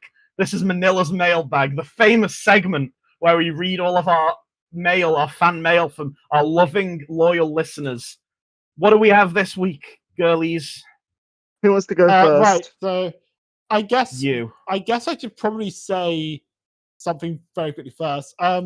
Yeah. So of course, if you do want to write into this segment, Oh, yeah. then we'll make a post on our YouTube channel and also on our Blue Sky account a fair few days before we actually record the episode. So all you have to do is just simply leave a little message, and then we'll read it out on the show. I will to be say clear- that on the YouTube post we have had no comments. So Okay, so hopefully, to be clear, Blue Sky's the Blue Sky is Destroy All Podcasts, and you can also email. We've never had an email, but if you want to, maybe Minilla won't be able to use the computer, so he won't be able to steal the emails. Because he eats it. I forgot to say he eats the mail. That's why that's why he steals it. This is the law for the mail segment. Anyway, how do we get it back? huh? Don't. She'll add more lore if you ask her any questions. Don't ask. Because we I jump want to into know. Manilla's mouth like how the lady threw a fruit into it. We jump in like at the end of Sharknado 1 and we fish it out. We fish out the mail Jesus and then we climb Christ. out. Christ. We do it every Of week course and so. we keep stealing mail. Right, okay. So make sure I you know we have send something mail. from the Blue Sky. Read it out, for God's sake. Okay, Ripley, you go first. Okay, we have got messages from Magic Space Toast on the Blue Sky, who has said, "Wet Minilla is worse than anything in The Thing by a million miles." What's this? I don't even see this. And also, they have said, "Why does he look like that? He should be killed with a pipe. Goji isn't his dad. He's also not the dad that stepped up. He should be the dad that stepped on it. And where is Goji's wife?" I Why think does Goji need a wife? That's what I want to ask. Why does I A love family this can look like message. anything. It's true. Why does Godzilla need to be in a heterosexual relationship? That's what I Yeah, want to know. Magic Space Toast. Why are you being He should so be in a polycule. heteronormative Yeah, You that's should. right. with me? With all of us. Would you be in a polycule with Godzilla? I'd be No. curious. I think it would cause some issues for me. What issues would it cause? I mean, I live in a house. You Yeah, don't you would live have on an to lose. island, and you barely ever do blackface, so he's not going to hang around. I'm gonna get out ahead of this one, and I'm gonna say I never do blackface. Thank you. Official stance of the podcast: none of us ever do blackface. To be clear. That is very true. Speak for yourself. Just kidding. I've never done it, and I never would. I said it as a funny joke, and I got scared immediately. I know, it's better you said that. Anyway, I'll do the next. Wait, where the fuck? Sorry. Where the fuck is the fucking? Do you want me There to we read it go. out? No, I found it. Sorry, I couldn't find it. So CD6 looked at the poster and said, "I've never looked at this poster before. Why is it Godzilla's body with a normal dinosaur head?" And it kind of is. He does look kind of fucked. But then a reply which I really enjoyed was from Petrichor, who says, "Common misconception. Big G had actually been stung by a huge bee the day they did the shoot for the promo, and Minilla just looks like that." Oh, that's my girlfriend who I watched this with. Oh, is it really? Oh, shit, Yeah. I didn't know Oh that. yeah. I didn't Oh know my she was the one God. you watched it with. Yeah. Holy shit. She's a huge Yeah. Godzilla fan, so you can Friend thank of her the for show, the Petrichor. volleyball bit of trivia. Yeah, Petrichor. Oh, thank you, Petrichor. We always say friend of the show. We haven't, that's not like official, but we like to think so. Yeah. We say that of everyone we talk about. Yeah, we kind of do, to be fair. Unless they've done To be any clear, bad shit. I'm not getting parasocial with any of our listeners. To be clear, I am. To be clear, listeners, yet. I'm your Unless- friend personally. unless they want me to be. Listeners, if you've ever liked, subscribed, or shared the podcast, I'm your personal friend, and I love you. And in fact, Anyway, I think that's what you should do with this podcast. Isn't that right, Sage? that was good. That was a good little segue. Yeah, no, I think you should actually. You should obviously share and like and subscribe and all that shit. You should also, if you want to, you should. Well, I would say thanks for listening because I forgot to say that part. You could also follow me on Blue Sky at Herbie Girl, and on YouTube at Herbie Girl 101. I might do a video one of these days potentially. Oh. who wants to do a big plug? Trinket, do you want to plug your stuff? Yeah, sure. So, I have, as mentioned, started a podcast recently called £1 Film Club. I believe the it's called idea is £1 Movie Club. Depends on which version. No, it is £1 Film Club. We can only review films if they are £1 or less, which means we get some very baffling things. Recently, we have done Scorpion King 3, and yeah, they did more of those. And I Am Omega, which is a sort of tricked. It's an Asylum movie, so the people who did Sharknado, tricking you into thinking it is I Am Legend. They got it out like a month beforehand. That's good. Can I make a request? Can you do Alpha and Omega, the furry film? If we find it for £1, yeah. If someone will have to hand it to me for £1, Okay. and then if I go to CEX and buy you a DVD copy and send it in the mail, will you do it? Yeah, sure. If you can find that in CEX, yeah. I did like how you say that. Of course, like these are the episodes that you did recently. Those are like your, those are your like only 2 episodes. So far. No, we've got more in the bag. We've got more in the bag already. So like those are the ones that are out so far. We've got one coming out soon, which is Wesley Snipes' Future Sport, which is truly wonderful. That sounds brilliant. I've not heard Banger that, asterisk. What do you mean? You can find that. We've got a Patreon. You can find that on all good podcasting apps. I also do a live stream on Mondays and Thursdays at 9 till 11 p.m. UK time. And I do that with Devon from Kill James Bond and Joshua Borman from The Worst of All Possible Worlds and Ill Conceived. Sick. Yeah, any social medias to plug as well? Why have we all forgotten how to do an outro? It's hard, right? Isn't it? I'm usually fine. And the flow has been thrown off because we have someone else in the mix to plug actual things. That's true. I was going to say, usually when we're doing the little plugs and stuff, it's just like, follow me on Blue Sky. I've got like 3 followers. Well, I mean, I guess if you do want to follow me on Blue Sky, it is at trinketbirdie.bluesky.social. But hooray. You've probably got more followers than 3. A little bit. I mean, you probably got more followers than just like all of us combined, but you know, if you want to follow me on Blue Sky for whatever reason, because like I do post now, but not really that much, and I don't have much to say, then you can find me at really selling yourself at Blue Sky. Look, Sage, I'm just being honest, okay?